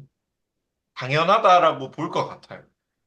그런데 이제 그거는 우리 인간의 어떤 논리니어리티가 너무 당연하게 전제되어 있으니까 인간이 어떤 캐파시티를 가지고 관념적으로 뭔가를 생각할 수 있다. 그리고 어떤 공동체로서의 인식을 할 수 있다는 게 전제되어 있으니까 인간의 상위 레벨에서는 다운워드 코제이션이 너무 익숙할 것 같은데 우리는 이제 뉴런 레벨, 뭐 신경망 레벨에서 생각을 하니까 그러면 신경망이 어떤 그 어퍼 레벨, 예를 들어 정말 생각을 하면 신경망 수준에서 의식이라는 게 있다는 얘네들이 빌리프를 갖고 이제 내가 한 개체에 속해 있어라는 믿음을 공유하고 생존해야 해라는 뭐 그런 어떤 가치들도 있고 그래서 그거에 맞게 얘네들이 서로 인터랙션을 해간다면 뭔가 룰이 있어서 뭐 제럴드 에델만이 얘기했던 그 뉴럴 다르위니즘 같은 느낌으로다가 어떤 룰을 가지고 인터랙션을 하고 그 속에서 뭔가가 창발을 한다면 사회 같은 신경망들의 사회라는 게 있다면 그러면 거기서 창발한 것이 뭐 우리의 정말 그 홀리스틱한 멘탈 세계일 수도 있지 않을까? 뭐 이런 근데 이제 더 내려갈수록 뭐 분자 레벨 뭐 이래 버리면 이제 뭐 그런 관념적인 것들 없어지고 이제 그냥 좀 되게 선형적인 충돌 뭐 이런 걸로 이해가 돼 버리니까 그러면 이제 우리가 뭔가 그 지금 그 되게 좋은 포인트를 저는 얻은 것 같은 게 그 렐로 설명하시면서 뭔가 소멸되는 것들이 있다. 근데 뉴런도 분명히 그렇잖아요. 그 스파이킹이 늘 일어나는 게 아니니까 논리니어한 어디션이 일어나고 로스되는 정보들이 생기고 이제 그 주어지는 인풋의 총합을 뉴런이 매우 적극적으로 처리를 하기 때문에 어, 그 뉴런을 이루는 분자들만으로 뉴런의 스파이킹을 백워드 인퍼하는 건 매우 힘든 일일 것 같거든요.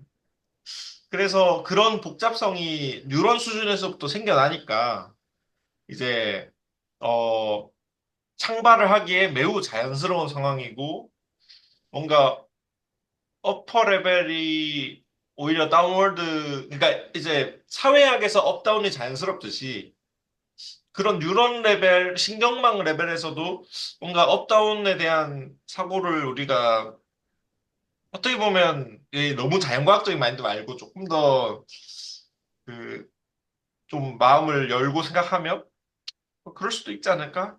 근데 뭐 기작은 모르겠지만 네, 그렇지 않을까? 저는 당연히 그렇게 돼야 된다 생각을 하고, 예, 사실 저는 요즘 그 연력학 공부하고 약간 복잡계 공부를 하고 있는데, 이게 맞다라는 생각이 좀 들고, 결국은 비선형성 아니고는 설명할 수 있을까라고 생각을 하고, 방금 현우님이 이야기를 했듯이, 비선형성이 되는 순간 백워드가 안 되거든요. 그렇잖아요. 네, 비선형이 그 렐루도 보면은 백워드 하는 순간 음수는 원래 마이너스 10이었는지 마이너스 100이었는지 백워드 해서 알 수가 없어요. 다 0이니까.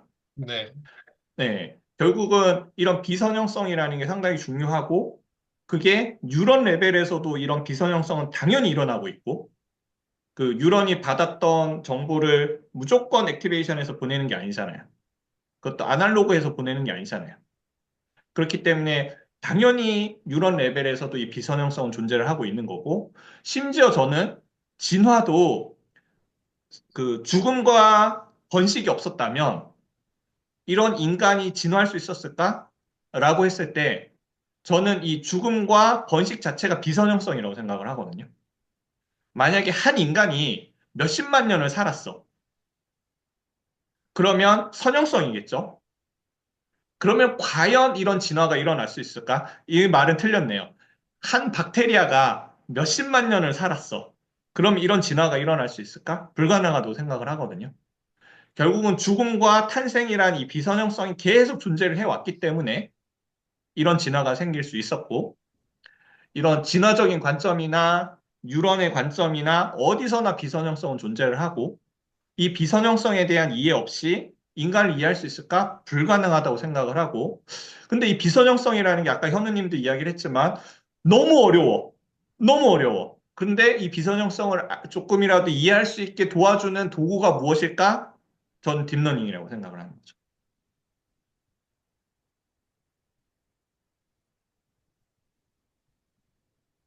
네,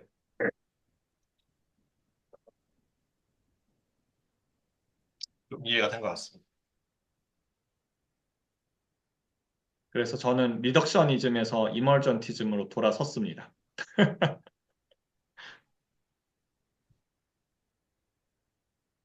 저는 자연스럽게 사실 MRI, fMRI 뇌 영상 이런 거 찍으니까 그 뭐 그 리덕셔니즘을 할 수가 없는 상황이라서 이머전티즘을 자연스럽게 좀 체화하는 것 같긴 하거든요. 뇌 부위들의 인터랙션, 그러니까 뭐 정말 뉴런으로도 안 되고 그냥 그 네트워크 레벨에서 노드들이 어떤 인터랙션을 하는가를 보니까 그러면 노드 자체에서 일어나는 수많은 그걸 이루는 그 인터랙션들이 있을 텐데 뭐 그것도 무시한 채로 이제 뭐 어떤 커넥티비티나 이런 걸 보니까 이제 그 지금 아까 전 슬라이드 있었던 뭔가 그 계산적인 한계로 인해서 볼 수 없는 것들 그런 것들을 아주 적극적으로 무시하고 이제 네트워크 레벨에서 일어나는 일들을 보자 이렇게 하고 있기 때문에 그리고 그게 뭐 의식에 대해서 또 코릴레이시 있는 것도 보고 하니까 저는 이제 좀 체화한 것 같거든요. 그런 식으로 그 어떤 탐구하는 과정을. 그래서 뭐 요런 시도도 분명히 의미는 있는 것 같고 근데 이제 궁극적으로는 사실 다운월드로 내려가서 보고 싶긴 하죠. 근데 어, 다운월드도 너무 다양하고 뭐 어떻게 봐야 될지 어느 수준까지 가야 될지 그런 걸 모르니까 일단 업워드가 아니라 어퍼 레벨에서 충분히 이해하는 것도 괜찮은 일단은 그 어떤 그 배경 그 밭 고르기인 것 같다 그런 생각도 들고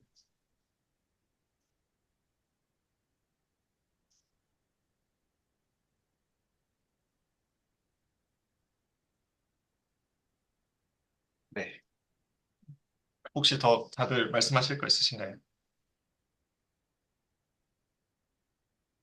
아, 저는 오늘 지, 집안일 때문에 지금 계속 카메라 꺼놓고 잘 듣고 있었는데, 네. 되게 생각할 거리가 너무 많아서 너무 좋았고요. PPT 보내주시면 열심히 또 다시 복습해 보겠습니다. 이게 제가 이거 네, 되게 네 생각해 볼 거리가 너무 저한테는 좀 새로운 점도 많이 있어가지고 네, 너무 감사합니다. 좀 어떤 지점이 좀 궁금하거나 좀 그런 게 있으실까요?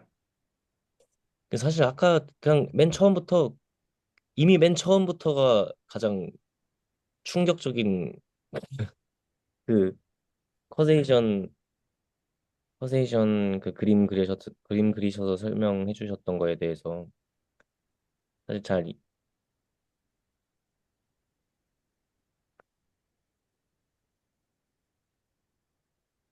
네, 뭐 근데 그러니까 좀 더 저도 읽고 더 생각을 해봐야 될 것 같아요. 이게 완전히 저도 이게 어떻게 생각을 해봐야 될까 이해가 잘 안 돼서 결국에는 마지막에 그 선생님께서 말씀해 주셨던 어 그러니까 뭐였지 그 여기서 제가 표시할 수 있을 것 같은데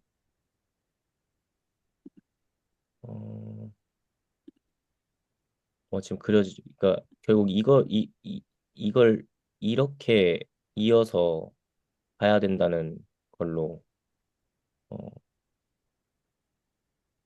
좀 생각을 해두고 네, 더 좀 정리를 해야 될 것 같습니다. 아, 네. 그러니까 여기서 얘기하는 다운워드 코디에이션은 방금 그린 거고, 네, 저는 Y축 코디에이션을 빼야 된다는 생각을 하고 있는 거고, 네, 그걸 이제 호지킨 헉슬리 모델로 설명을 하면, 그, 뭐야, 어디였어? 그, 전화 클램프로 V1의 상태에서 V2의 상태로 바꿨더니, 이온 채널의 모습들이 바뀌더라. 그래서 V1에서 V2로 바꿨더니, 이온 채널의 상태들이 바뀌더라.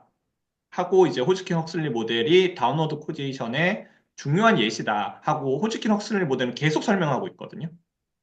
근데 저는 V1에서 V2로 바뀐 건 시간적인 변화가 있었기 때문에 인과관계지만 V2에서 그 존재할 수 있는 이 이온 채널의 경우는 그냥 세트인 거지. 이게 왜냐하면 시간적인 변화가 없기 때문에 여기서는 이 인과관계는 빼야 된다. 그냥 이 세트로 바뀐 거지. 얘가 얘로 바뀌고 얘가 얘로 바뀌었다라는 이 Y축의 이런 대각선적인 인과관계. 그러니까 시간적인 인과관계만 우리가 생각해야지. 왜 시간이 없는 이 레벨에 대한 어떤 뭐 공간적이라고 표현을 해도 좋을지 모르겠지만 이 공간적인 인과관계를 넣는 거지? 라는 게 이제 제 생각입니다. 제가 하나만 더 여기서 예시를 들면 저도 그 이온 농도 저는 하치키 헉슬리 모델 예시를 든 거 저는 동의할 수 없는 게 그 V 볼티지라는 건 뭐 앱스트랙하긴 하지만 사실은 그 여기에 하위 레벨에 Na2 플러스 K 플러스가 따로 있는 거거든요, 여기서. 그러니까 여기 하위 요소에 있는 거예요. 음. 근데 해치 클램핑을 해주면 얘를 바꾼 거거든요. 그리고 지금 얘들이 상호작용을 하는 거는 우리가 알고 있어요. 채널이 Na 플러스 K 플러스 농도에 영향을 주고, 그리고, NA 플러스 K 플러스 농도가 또 다시 얘한테 영향을 주는 그 어댑테이션 하는 것도 우리가 알고 있고. 근데 그냥 바깥에서 얘를 넣어준 거예요. 패치 클래핑을 했으니까. 그러면 얘네들이 주고받겠죠. 그러니까 이 볼티지라는 건 우리가 이제 NA 플러스 K 플러스 농도들을 그냥 로 인해서 우리가 뭐 측정 기계에서 노출되는 어떤 변수지 사실은 본질은 얘건 이 둘이거든. 뭐 CL도 있겠지만. 그러니까 그거 가지고 예시를 드는 건 저는 잘못된 것 같고 어 이제 결국 V1에서 VT에서 VT 플러스 1으로 바꾼다는 게 해주는 일이 뭐냐라고 했을 때 하위 요소를 직접적으로 건드려 주는 거였다고 생각을 해요. 그래서 걔네들 간의 인터랙션이 일어나서 뭐 여기서 여기로 간 거 같거든. 근데 그거를 우리가 위에서 봤을 때는 특정 장비로 봤을 땐 아, 볼티지를 우리가 바꿨어 라고 생각하는데 실제로 패치 클램핑 할 때 들어가는 거는 이온이거든. 이온에 흘려주는 거라서. 그래서 이 예시는 조금은 문제가 있다고 생각합니다. 딱 현우님이 설명해 주신 게 딱 제 관점인 겁니다. 이 네. 볼티지랑 어디였어? 여기 볼티지랑 이 NAK의 이동은 같은 세트고 인과관계는 여기서만 존재한다. 딱 현우님이 이야기를 해주신 게 딱 제 관점인 거고요. 근데 이 페이퍼에서 하는 관점은 이 볼티지를 바꿨더니 얘네들이 바뀌더라. 라는 게 이제 그 이 페이퍼의 관점이고요. 그러니까 그건 우리 이제 그 인지적 수준에서 인식론적 수준에서 그런 거다. 그 그렇죠. 장비 값이 바뀌었다. 근데 그렇죠. 밑에 것들도 바뀌었다. 근데 어떤 매니플레이션, 인터벤션도 결국은 하위 수준에서 일어날 거다. 그래서 저는 이게 세트라고 생각을 하는 겁니다. 우리가 인식적으로 V라고 인식을 해도 결국은 그 안에 있는 세트가 있다. 라는 거고, 그렇기 때문에 이건 인과관계가 아니다. 이건 인과관계가 아니다. 이 세트에서 그냥 이 세트로 바뀐 거지. 인과관계는 X축으로만 존재한다. 라는 게 이제 제 관점인 거고, 뭐 이 페이퍼나 다운로드 코디션은 이 Y축에 대한 인과관계를 계속 뭐 대각선으로 표현을 하든 갔다가 간 걸로 표현을 하든 어쨌든 Y축에 대한 인과관계를 계속 넣는다. 이런 부분에 차이가 있는 것 같습니다. 근데 뭐 제가 또 생각을 하나 추가하면 이 지금 요층 2층 밑에 또 하나의 층이 만약에 뭐 프로틴 폴딩 뭐 이 막단백질의 정말 뭐 원자들의 배열도 있다고 보면 그러면 우리는 이거보다는 사실 어퍼 레벨을 인터벤션 해준 건데 밑에 게 바뀌는 걸 수도 있잖아요. 그러면 우리가 이게 그러니까 이제 어떤 레벨에 이걸 둘 건가의 문제긴 한데 어 뭐 이 밑에도 막 쿼크 레벨도 있을 거고 뭐 정말 기본 입자 수준까지 갈 텐데 인터벤션이 어느 수준에서 가해지는가라고 했을 때 어, 조금 또 애매하긴 한 것 같아요. 반박을 위한 반박 같긴 하지만 그래서 이 페이퍼에서는 계속 강조한 게 컨디셔널 인디펜던스입니다. 이 음, 쿼크 이런 거 생각 안 하고 이것만으로도 충분하게 오토노미하게 설명이 가능하냐? 네. 컨디셔널 인디펜던스하게 설명 가능하면 된다. 그러면 그 레벨, 그 하위 레벨은 고려 안 해도 된다. 그 참 다행인 건 뭐 세계가 이렇게 이루어져 있는지 몰라도 전자는 또 똑같은 전자고 왜 맞단백질도 뭐 돌연변이 몇 개 빼고는 똑같은 분자라고 가정할 수 있고 뭐 뉴런도 그렇고 뭐 이렇게 개개인성을 그렇게 많이 고려하지 않아도 되고 그게 생략 가능할 때 그때 좀 그런 오토노머스한 게 생기는 것 같긴 해요. 근데 이제 뭐 사회 수준에서 보면 인간도 그렇겠죠. 똑같다고 보고 인터랙션 하겠죠. 근데 이제 생략 가능한 거, 생략이 뭐 누가 어떤 기준으로 할 거냐, 정말 경계를 어떻게 지을 거냐 그런 거는 어쩔 수 없이 좀 논란이 많을 것 같긴 하네.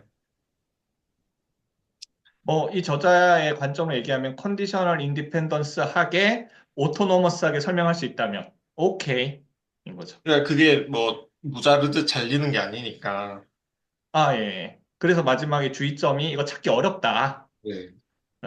그리고 조심해야 된다. 비슷하다고 해서 똑같은 가정을 넣으면 안 된다라는 이야기를 마지막에 하고 있고. 그래서 거기 이제 제 생각이 그거 잘해주는 게 딥러닝이더라. 라는 게 이제 제 생각인 거. 예, 많은 또 자연과학자분들이 그런 것의 무결성을 추구하기 때문에 정말 유용한 거 아니면 그렇게 하면 안 되는 거 아니냐.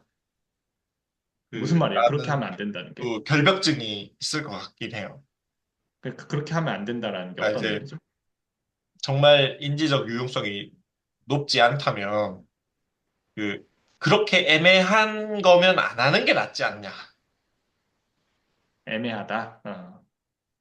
뭐 그냥 그 여기 그 준서님이 있었다면 그런 얘기를 했을 것 같아요. 근데 우리가 지금 하고 있는 모든 게 아까 제가 뭐 피부에 있는 NRT라는 이상기체 방정식도 갖고 왔지만 그거조차도 컨디셔널 인디펜던스하게 뽑아낸 우리의 개념인 거잖아요. 그렇죠. 근데 잘 쓰고 있잖아요. 그렇죠. 어떤 게 컨디셔널 인디펜던스하게 뽑아내지 않은 게 있을까라고 물어보면 저는 없을 것 같거든요. 왜냐하면 어차피 오버피팅 하지 않는 이상 우리는 컨디셔널 인디펜던스하게 개념을 뽑아내야 돼요. 오버피팅 하지 않는 이상. 근데 오버피팅은 불가능하고. 그리고 오버피팅은 생존의 의미도 없고. 그렇기 때문에 우리는 어차피 컨디셔널 인디펜던스하게 개념을 뽑아내는 건데 그걸 부정을 한다? 그러면 이 세상의 모든 걸 다 부정을 하는 게 되지 않을까라고 저는 생각해요.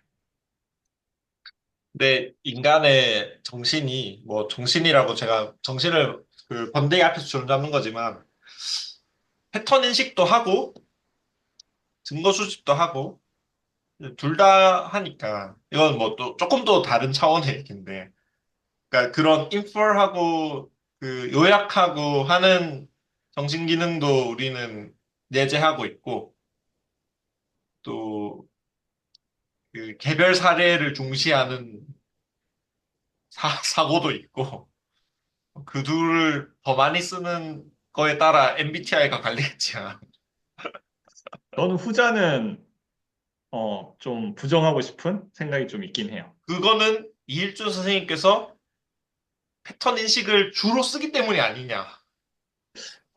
저는 딱 말씀하시면서 떠올랐던 사례는 변화맥만 봐도 그 고릴라 실험 있잖아요. 네.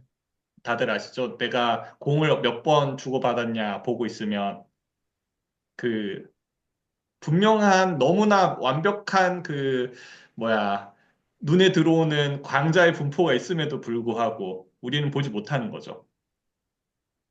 과연 우리가 있는 그대로 보는 걸 원하느냐? 아니면 생존과 번식에 유리한 어떤 기제로서 세상을 보고 있는 거냐? 라고 물어본다면 저는 있는 그대로 보는 거는 우리 인간에게 별로 중요하지 않아요.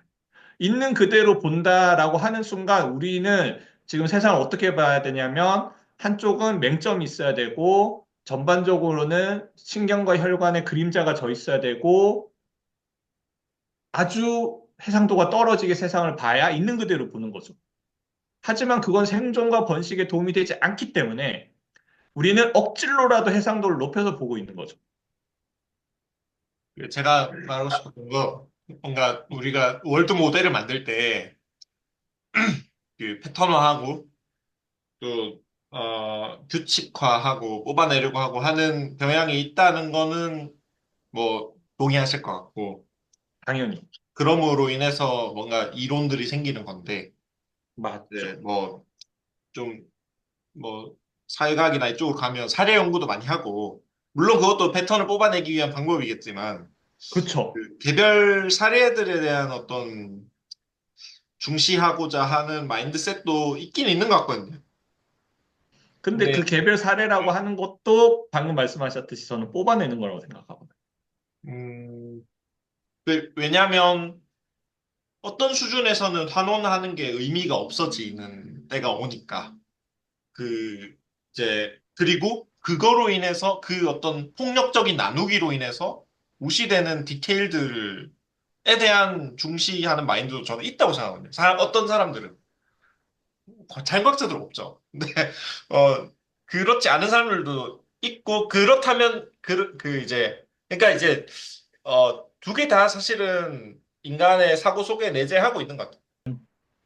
좋았습니다. 예, 여러 가지로 네. 아까 천 선생님이 얘기한 것처럼 여러 가지 생각할 거리 많이 주셔가지고 네, 찾아봐야 될 것도 많은 것 같고 그렇습니다. 네, 감사합니다. 일단 시간이 뭐 또 2시간이 흘러서 이쯤에서 마무리하고요.